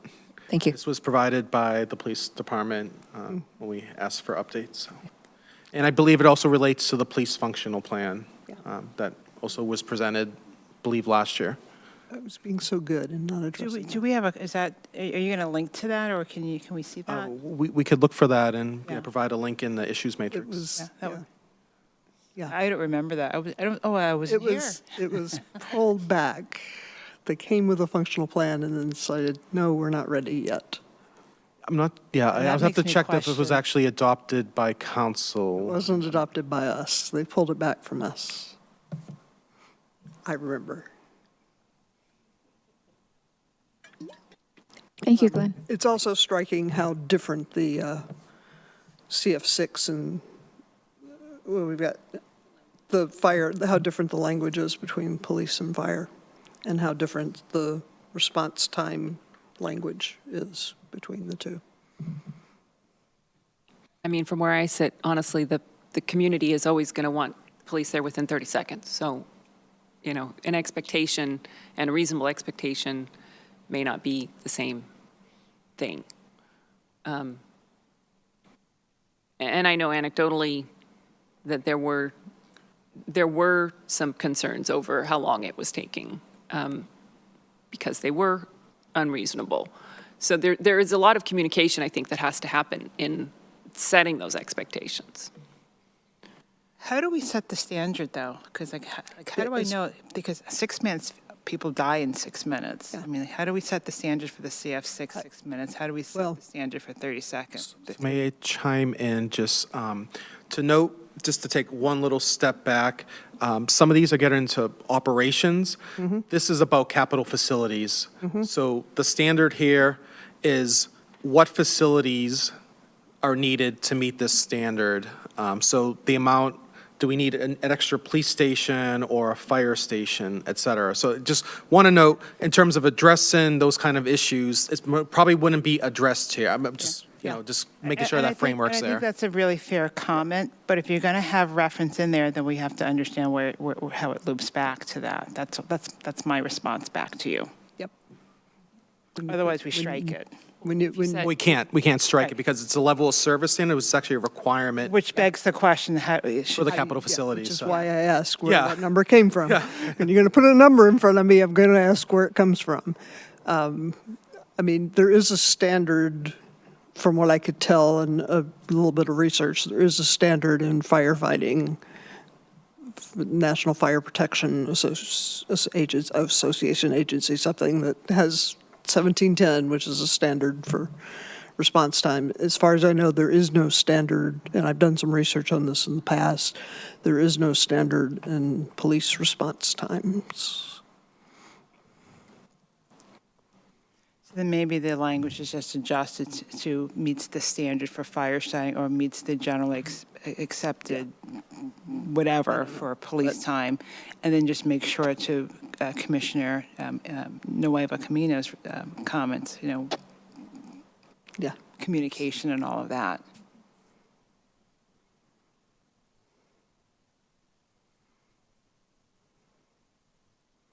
Any other, Commissioner Weston? This is just a document structure. I was very confused by this one where you have so many. I'm assuming that there's some reason that there are like so many CF6s. And so It's actually one policy with a bunch of sub-bullets. I see. And just as, to update it, we broke it out into separate lines. So each functional area in the city has its level of service because that in turns determines the capital facilities needs they need in their functional plan. Okay. So for example, Parks has a level of service standards. That in turn determines, as Caroline had spoke earlier, how many additional parks we need or additional amenities and things like that. So that's what's this is really the defining kind of policy that in turn defines what capital facility needs we need over the next 20 years. So as an example, that might be a little bit easier discussion, but as an example, water system, a flow that meets instantaneous demand together with projected water flows. That's pretty much a universal standard for water systems. No update is needed for that. We don't need something beyond that. We also don't want anything lower than that. So that's a policy level of service standard that would not change. But the water system, folks, as they build out their system, as they look to the future, look at our growth targets and our additional jobs and housing units, that's kind of their basis of how they update their facility plans and determine what infrastructure needs, how much it's going to cost, those kind of things. Okay. And that kind of relates to everything, the sewer plan, transportation facilities, things like that. That makes so much sense now that you've explained it. The one thing that I wonder on that, when you have a policy that's just that sprawling because it has to cover so much, I wonder if there could, I know we didn't want a policy 2.5 earlier, but I wonder if there could be like a 6.1, 6.2. Yeah, and that something question like that, 'cause it has just- come up of a better way It's hard to frame parse. it. Yeah, and I've looked back at previous comprehensive plans, going back to the first one in the 90s, and this is pretty much, this structure has not changed overall for the 90s and since the 90s. Yeah. And again, I think it was kind of set up to align with the RCW kind of requirements, just that we're laying out these kind of different things for capital facilities, related to level of service standards, financing, things like that. I just think for policies, it's easier to follow them if they're either really short or else really easy to reference. And so that would be my only feedback on this one, figuring out a way to make it a little bit more, like, Using line numbers? I don't know what I'm thinking, but it's just to have pages of something that's still the same policy. I think it's hard for people to locate the part of it that they disagree with or that applies to them or that isn't being followed if it's just huge. It's also a challenge when we update comprehensive plans that, Yeah. we have to update the whole entire thing, so. Commissioner Parna. So I think one part of it is the formatting of this document. I know it's sounding really silly, but if you, the text, the existing policy text and the draft policy text, if those columns are made bigger, then it'll read in one page as opposed to like thin, long column kind of text. I mean, just a piece on the side. Yeah, this is already 11 by 17, so if we weren't able to do a bigger page size. So yeah, that's what I'm saying. yeah. So squish the other columns in because they're pretty blank or very few words, right? And then make the columns for the policy text larger is one way of doing it.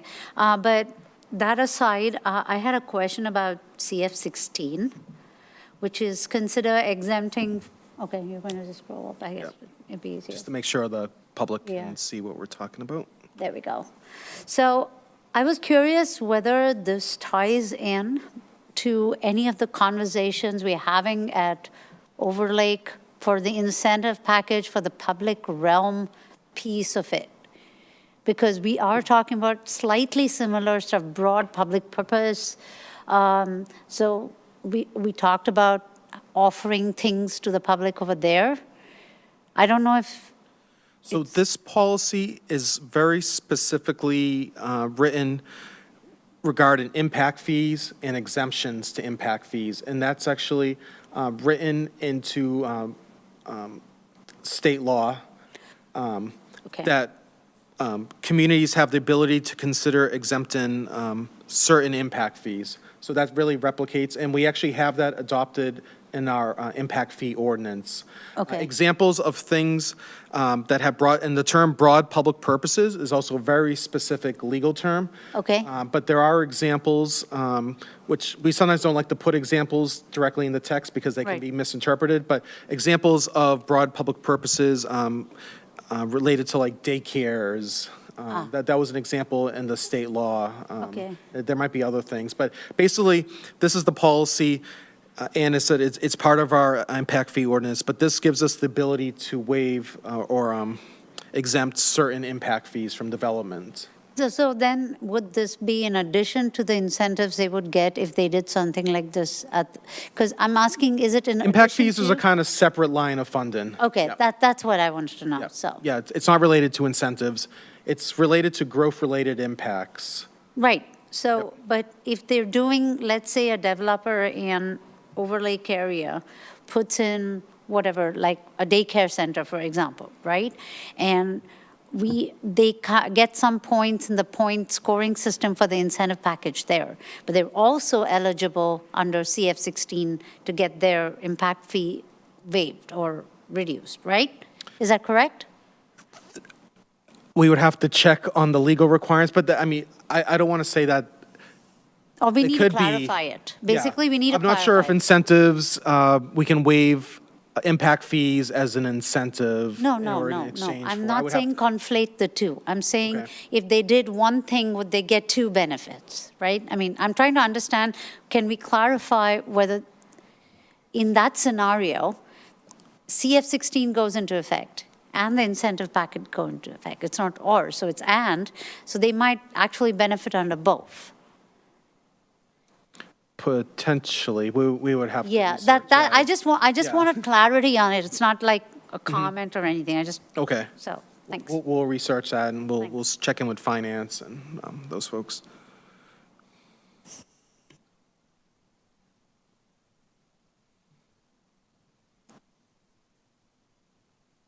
Any others from Capital Facilities? Okay. We have two more. Do we need to take, Two down, two to go. do we need to take a 5-minute break, or shall we keep plowing? 5 minute? Let's take a 5-minute break, bio break.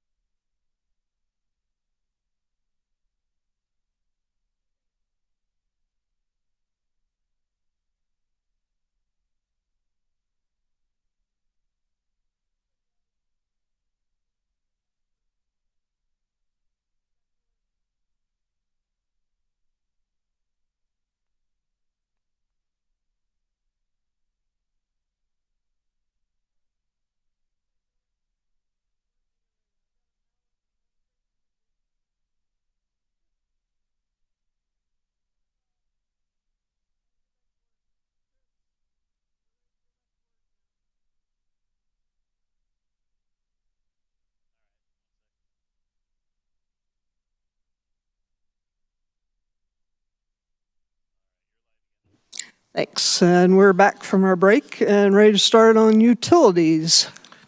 All right, so this first slide just talks about the legal requirement for a utilities element. It's similar to the capital facilities, but really speaks specifically to utilities. The interesting thing about this RCW is that it actually talks, what it lists as an example are utilities that aren't provided by the city.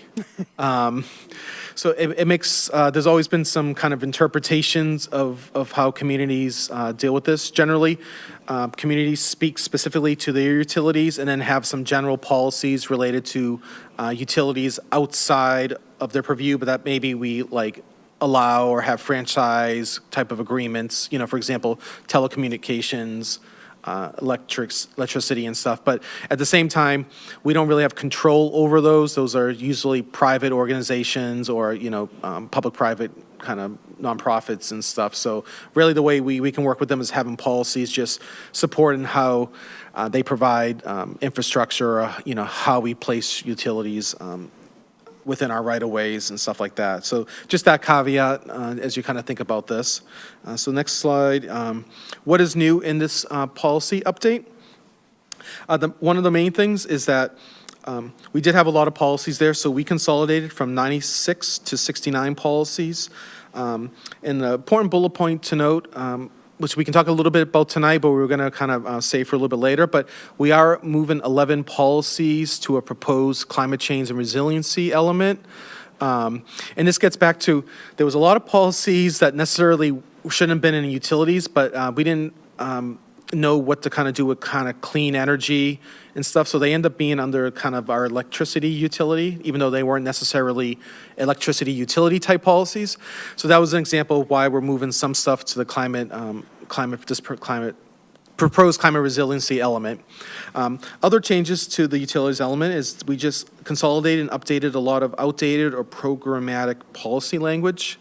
A lot of stuff that would be better served in their respective functional plans that we had kind of referenced earlier. Kind of a policy shift we had kind of noted, though, was moving away from natural gas as a energy source. There was actually more than a few policies related to expanding our natural gas infrastructure and things like that, but we've kind of moved away from that, so we updated some policies around that just to kind of, you know, note that we're still legally required to support that kind of infrastructure, but not promote it. And then we also have, again, a new policy on electrical grid reliability. That's just something that, you know, we can talk to PSC and kind of help support as they move towards that, but we can't mandate those kind of things, but we can support it at the policy level. And again, our solid waste, our garbage service policies, we just also update that to really get more into the concepts of zero waste practices, organics, composting. And there's a new state law around requiring composting at kind of multifamily and commercial buildings. So just in making sure that we have the policy support around that. And yeah, that's any discussions on utility policies? Commissioner Park. And let me also get it up for the policies themselves. I'm looking at UT 83.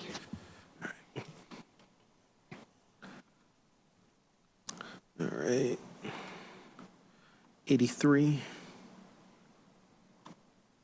Okay, and just for the record, this is really in our telecommunications subsection. Yeah, so I don't know where else it would go, but I'm guessing that we don't talk about internet at all. So I don't know whether it would come under UT 83 or we need a new policy for it.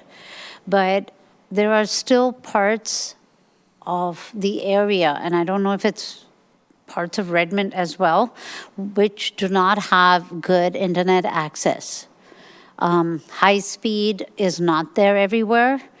And I remember asking this question way back, and I was told to wait for you to bring up this particular policy document. So here I am. But primarily, I would like to see something which acknowledges internet services, because telecommunications only, I don't know if It means only cell phone towers and cell phones, but digital infrastructure and resilience of that and access for all. Those are the three subpoints. It is, Does say. we tried to cover that, I believe, in where it says the last clause, to ensure reliable and universal access to internet services for all. Yeah, but it's not very, so here is the thing. It needs to be spelled out a lot more, because what's happening right now is it's sort of a, how do I put this? It is inadequate as an equity piece, so it needs to be reframed with the equity thing in mind. And you clubbed telecommunications and internet services, right? You need to have them separate because they're actually separate providers, pretty much. Comcast and Fios are like, if you're looking at specific technology providers and utility providers, they're different sets of people. And that's kind of critical. Yeah, I think sometimes that gets into the definition of what a telecommunications provider, like, Yes. is that Starlink, SpaceX here on Redmond Ridge. Right. They're, they could be considered telecommunication. AT&T, your cell phone provider, Verizon, but at the same time, Xfinity. Right. So it gets back into how we were defining. Right, yeah, so those either we providers need are. clarity on that and very specific, the notion of equity in the digital access piece, really important. I know that COVID, we all talked about it around COVID time when everybody went digital and the schools had to distribute these little hotspots, right? So we're talking about that as a piece of resilience as well. Okay. So that would be my big point. Okay, we'll take a look at that, yep. Anybody else with utilities? Commissioner Weston? I have a whole bunch. Okay, go for it. I'm going to do the ones that are actually policy questions first, and then I had a bunch of like little cleanup stuff. The first one for UT7, I was unclear here if, so it's basically about requiring development to pay for or construct the growth-related portion of infrastructure to the extent consistent with state law. I wasn't clear, are we saying that state law is providing a like lower limit, or that they're constraining Redmond from going for more? Like, I wasn't clear, like, are we trying to be more aggressive than state law or less aggressive? Like, We can provide you a better answer on that. We worked with our director Helland on that policy, and there was some reasoning on this update. We can check back, so I can give you a more proper answer than. that'd be great. Yep. Yeah. Cool. For UT 37, which is about stormwater.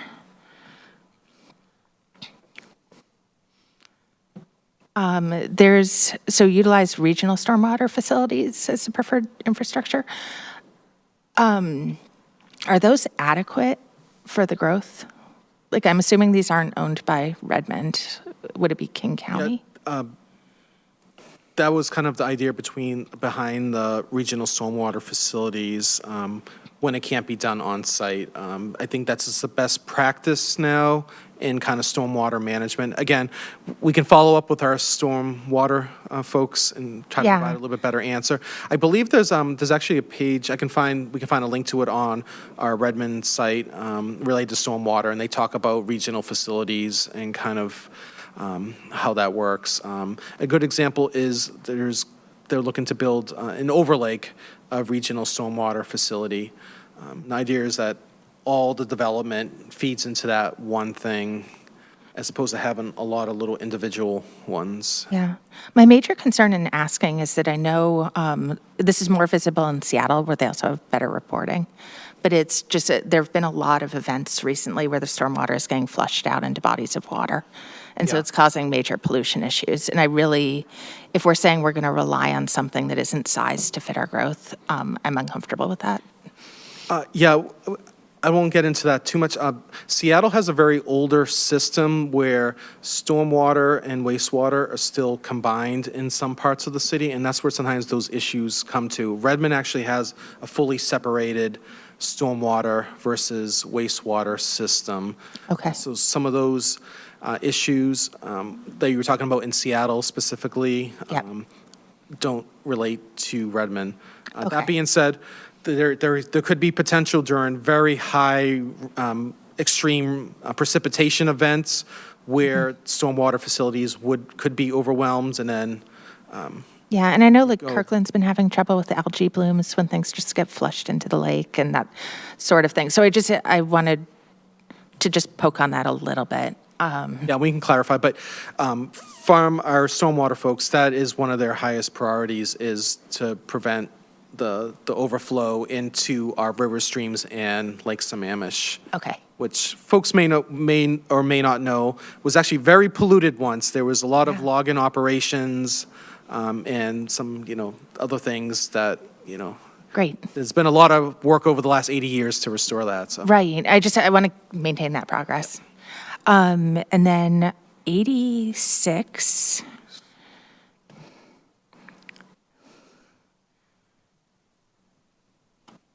So the goal was to remove this, and I would actually like to petition to keep it.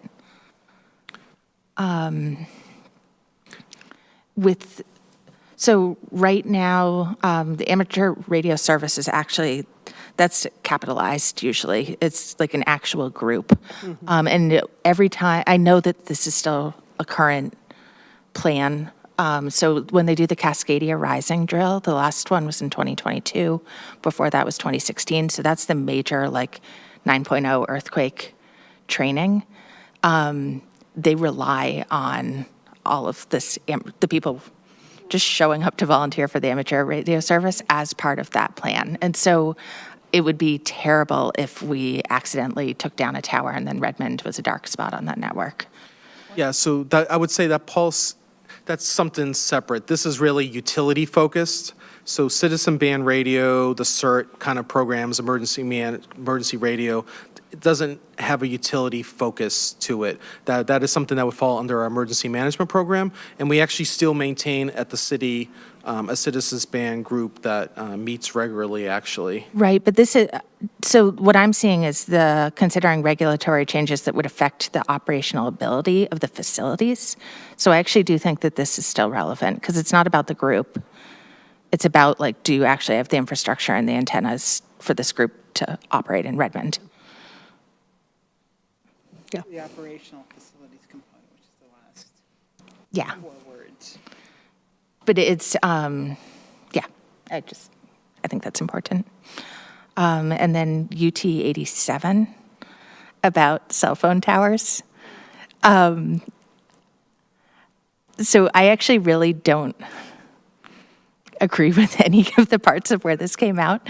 So I would rather have Redmond have modern,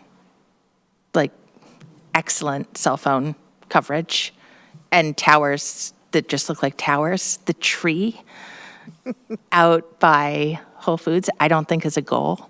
And so I think, what I would like to say is that we have excellent cell phone service in Redmond, and then towers are thoughtfully placed. Something where we can actually say, you need this infrastructure to exist in the modern world. It's going to keep increasing. We definitely don't want every structure to have a tower on the top, probably, but there has to be a line, but maybe we do, I don't know. So I don't think this is actually the goal, the way it is now.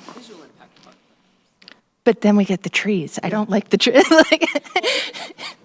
They're hard to hide. There are trees that look like trees. That's not one of them. Or there are cell tower trees that. Yeah, that's like the dystopian tree. I just, Oh, it's, yeah, it's just go to the end of pretty bad. 520.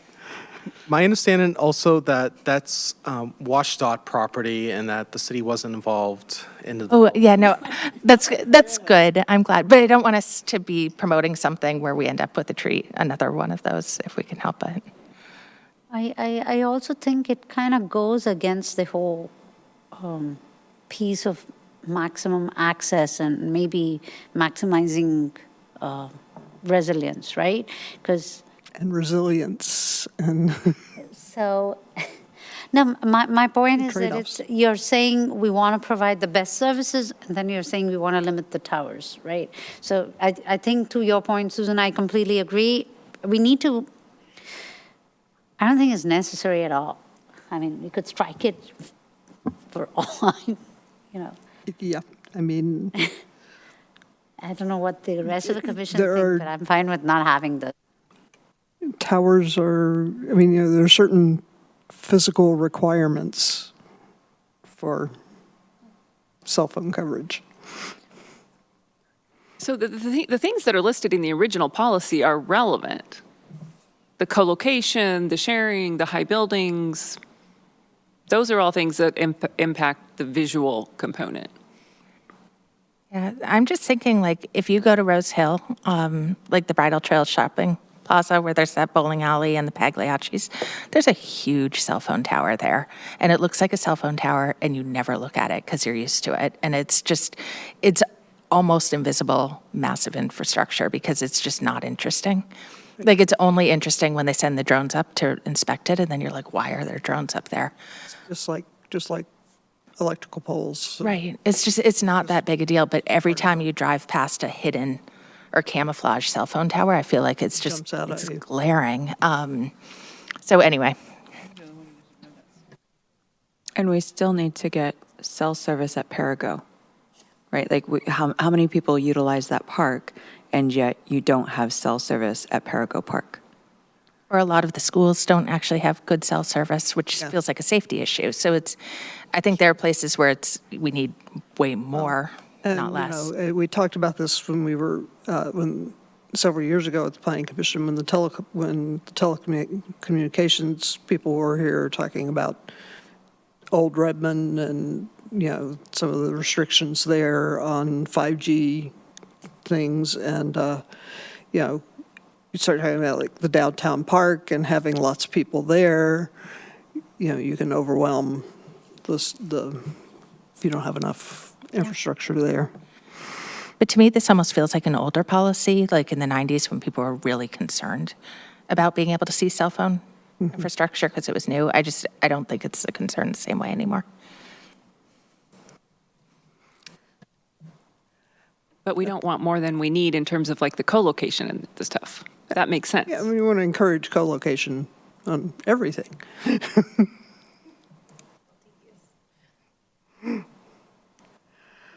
They actually want co-location too. Yeah. It benefits them. Do you have more, Susan? All of my other ones are nitpicky. Huh? All of my other ones are nitpicky, so if anyone has like big ones they want to do first. Can you just do your nitpicky fly ones through. with email? Oh, sure. If they're Here, really let me just nitpicky. look really quickly.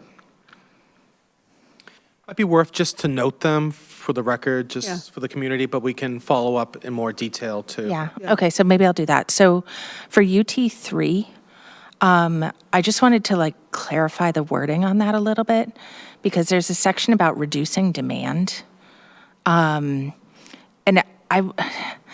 Reducing demand almost sounds like blackouts or that sort of thing, or like limits. And what I think we're trying to say is conserve. It's the very last bullet that's on the next page. Yeah. Okay, yeah. So maybe like find opportunities to conserve, to reduce the demand on utility systems or something like that. It changes it a little bit. But I don't even want to get into that because I think that there are times where it's like capacity, you get into like rolling blackout territory or not promoting growth or like We want to things like that. We want to promote conservation. Absolutely. Yeah. That's kind of where it gets at. I Yeah. think demand is kind of like a industry type term. Yeah. Yep. It gets to, but it really means like, Yeah. yeah. But We if wanna we promote conservation, we Yes. don't, it's not to about. reduce demand. Yeah. Energy efficiency or better shower heads, those are Right. things that reduce demand. Demand, right. Yeah. Exactly. So if that could just be clarified a little bit. 12 and UT 14, I wondered if they could be combined.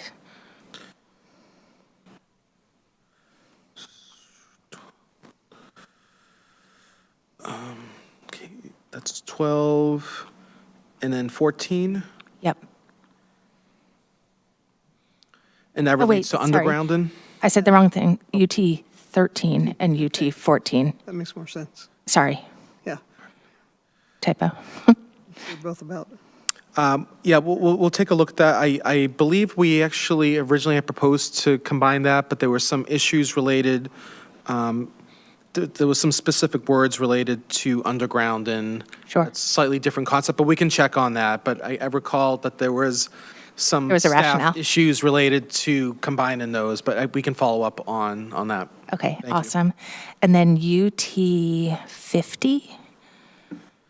I didn't know if that was a typo. There's a word decant in here, which didn't, I was having a hard time. That's also like an industry type term, Is it? and staff asked that we keep that in there. What does it mean?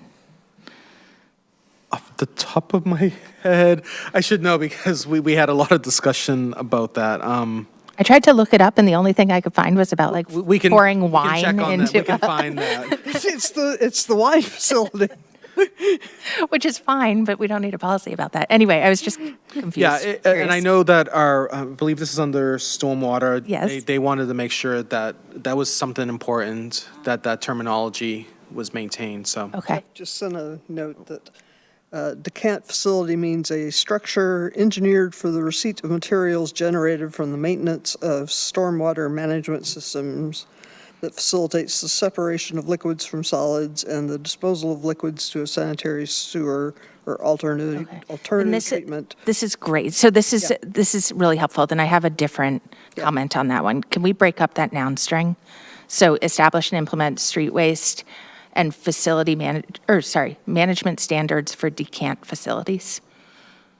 We could take a look at, how. 'Cause then it I'll would be listen clear to, that yeah, decant how the facilities are one phrasing, thing. Yeah.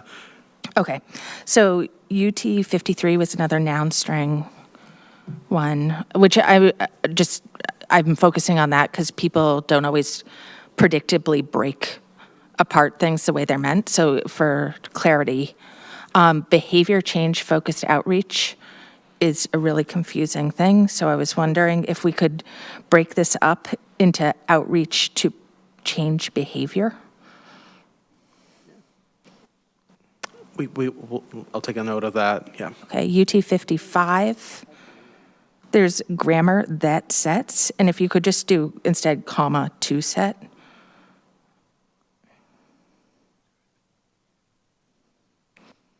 And then there's a new policy after UT 61. That I think it makes sense, but it's kind of a long list. It's the same problem that I had previously where you have a list of things that are happening and then you add a comma and then another action at the end. And I find that really confusing. So maybe if it's promote grid flexibility and reliability through and then that list, that would make more sense to me. Like put all the actions up front and then the details after. Yeah. On that. So do we have currently, just out of curiosity, are there any other energy providers in the area? Are we going to encourage, like, let's say some people come together, do a community solar, or a PUD or something like that, right? My question is, by writing this, are we kind of, till 2050, we're sticking with PSC and not allowing anything else? That is something that it can be proposed. No, as in, we should leave, I'm not saying we should propose anything, but leave the door ajar for alternates. Because a PUD requires a whole bunch of citizens coming together and actually kind of, I think, getting out the vote, if nothing else. I'm not sure what the process is, but I think, yeah, if you see UT 58 and even 59, Right. doesn't call out Puget Sound Energy specifically. It says work with energy service providers. So Right. that does kind of leave the door open to the concept that there could be other energy service No, but that's only providers. for UT renewable 61 energy. actually does So specifically. when we do this, like what I'm saying is it's fine to use their electric facilities plan as the master, but we do want to keep it open. It could be in conjunction with other things, because the models across the energy market right now, there are several new models coming in. And we don't want to shut the door to the microgrid concept.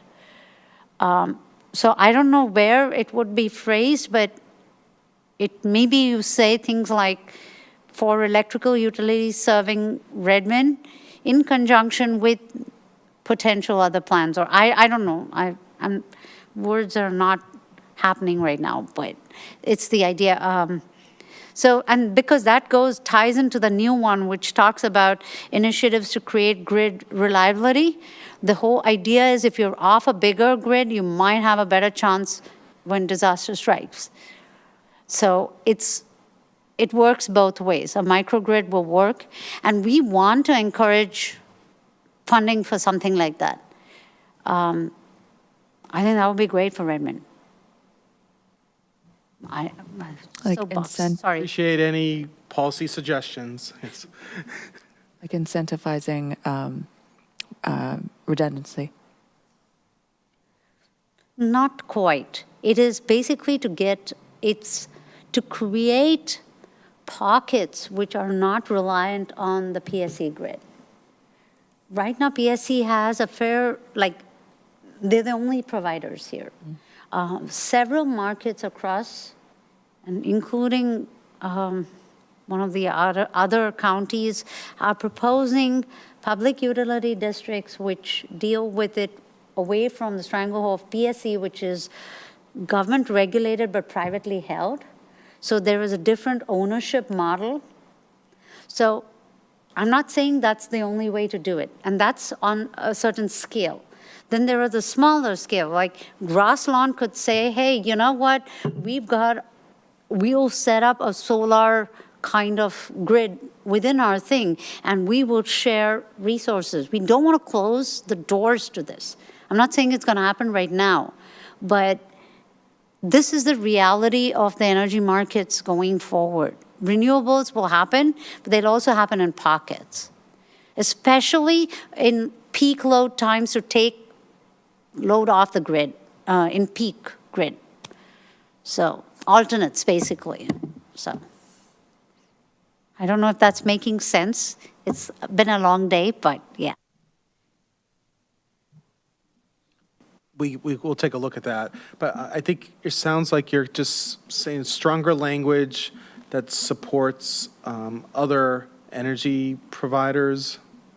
Yes, allowing local grids to pick up steam if they choose to. Right now, PSE does not allow it. I called them once. It's much more complicated the way it's set up right now. So. Okay, we can look into staff and see if there's legal agreements, franchise agreements, things that maybe that prevent those kind of things. But yeah, Thank you. We'd have to research that. Yep. Thanks. Do you have anything else? Anybody else have anything else? I have one. I don't really understand it, which is UT5. If utility extension to an unincorporated area abutting the urban growth area becomes necessary and an immediate annexation is not possible, condition extension with an agreement to annex in a timely manner. I don't understand. I don't understand it. I don't understand how that happens, what that looks like, and where it would be. This is a policy that kind of goes back to the Growth Management Act, and actually we had seen the annexation and regional plan and policies. It kind of ties into that, and it's true that we're kind of at the point in Redmond where we don't really have any lands within our GMA but aren't annexed. I think there's only a few parcels left. There's also English Hill, a couple of things like that. So that's really what that still applies for. And this kind of provides the legal basis of Okay. what we have to do So if there or was some- should do. Some emergency that required us to suddenly provide utilities out to English Hill, then we could do so only if with an agreement that we would annex them within a timely manner. Yeah, if Okay. it's in our annexation area, yeah. Okay. Yeah, so it ultimately would become part of the city's utility and then eventually a part of the city, so, Okay. yeah. I think a lot of that's related to like septic systems ultimately. Yeah. And that if something breaks, we need to do an extension, but it still hasn't been annexed into the city. This would kind of have to sets the be- policy basis. would And it have is kind of technical, kind Yeah. of legalese, this Okay. one, but that's kind of how it was written. And it notes a button, urban growth area, et cetera, so. Yeah. Okay. I was just trying to understand it.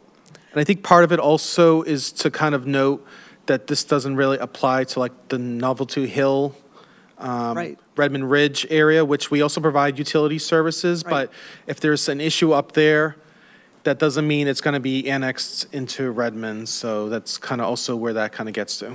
Yeah. I was just trying to understand all of that, trying to visualize it.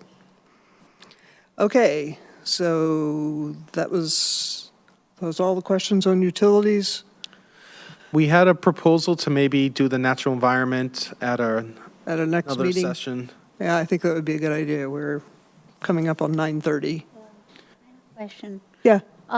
Some of the questions on the natural environment, is it like, would it be preferable I email so we add it to the matrix right away? Or is it something that we want to discuss?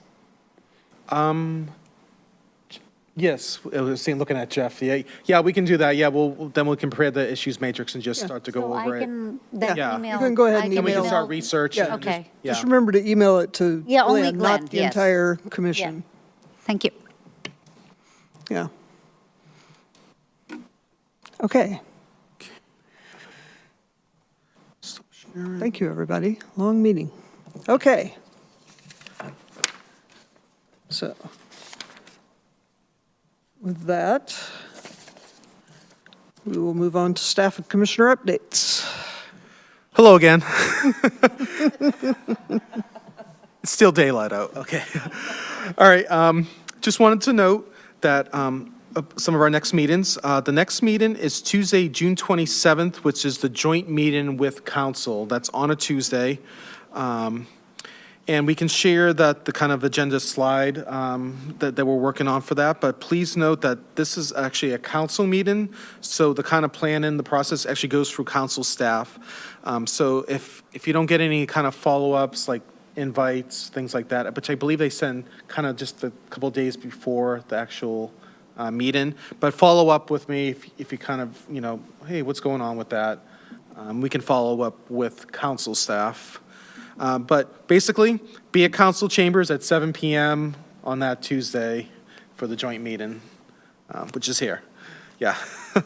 Okay, June 28th is our regular meeting. Looks like we'll have some continued study sessions on some of these topics we discussed earlier in the public hearings. We'll also have a study session on our centers element. I should also note that Becky will be the liaison as me, Jeff, and Ian are all out that day. So there might be some logistics related to the public hearing, a couple of things like that, but we'll figure that out. Figure it out. July 12th, there will be a public hearing on the centers element. So the June 28th is kind of the last study session before we go to a public hearing on that. And then potentially the PC report or recommendations for the parks and EV at the July 12th meeting. Another reminder, July 15th, Saturday, is our Derby Days. We had sent an email also from council staff looking for commissioner volunteers to staff the booth with council members. So please respond to Jason Brown. He's the council coordinator liaison. He's actually compiling that if you're interested. But Plan B, you can always just reach out to me and I can follow up with Jason. But logistically, probably just easier to message him directly so nothing gets lost in the shuffle. And then again, our regular PC meeting is July 26th. Another thing to note is In the third quarter, Ian will be back, rotate back as the liaison. Again, you can always contact me, but Ian will be the lead for July, August, and September. And then I think there was also, lastly, there was just a question that came up on kind of emails, updates, notifications from city and staff. We just kind of wanted like a little bit of feedback on how that's working. Is there ways to improve or anything? I know we have to be careful how we send emails and serial meetings and stuff and everything like that, but we just want to, any comments or things like that on that, or is everything working well, or? Commissioner Parna. I think it's working very well. You guys have always been responsive, and at least I hope I haven't kind of mailed everybody in a chain, but thank you all for being so prompt in your responses. Really appreciate it. Thank you. Commissioner Weston. Totally agree with that. And also, just for my own planning, I would love to get a list of the dates of Planning Commission meetings for the rest of the year, because it always confuses me when it shifts to like from the 2nd and 4th to the 1st and 3rd. And then also just like sometimes there are a weird number of things just fall in a confusing way. So it's just to actually get a like plan on these days is so helpful for me. Yeah, we can do that.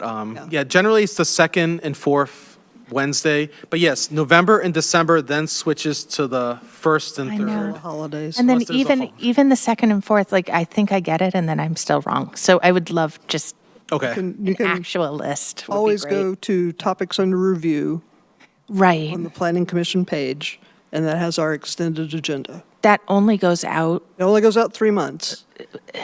But if it's ever possible, or even just I could send it and then you could tell me if I'm right. Just something so I can actually get it on the calendar, because it's a problem for me for childcare.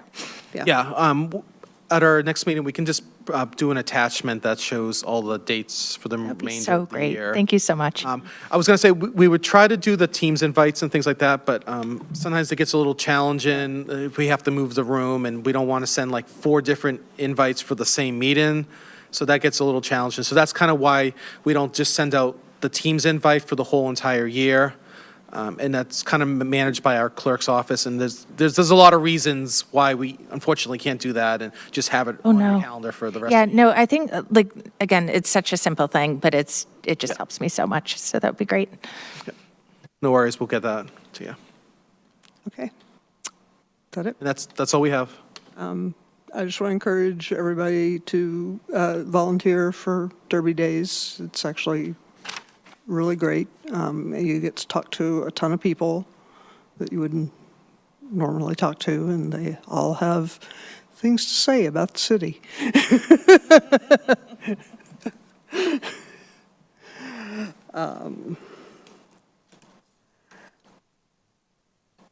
Jeff points out that you can also spend time at the Redmond 2050 table at Derby Days if you want. Any commissioner updates? I just want to add that I went to the new Together Center yesterday. They've opened their first building. The second building will be open at the end of the summer, and it was amazing. It's really incredible what's going on there. They've had their first residents move in, and the first nonprofits have moved into the first building, and just amazing. So, okay, with that, I look for a motion to adjourn. So moved. Second. All in favor? Aye. And we are adjourned. Thank you.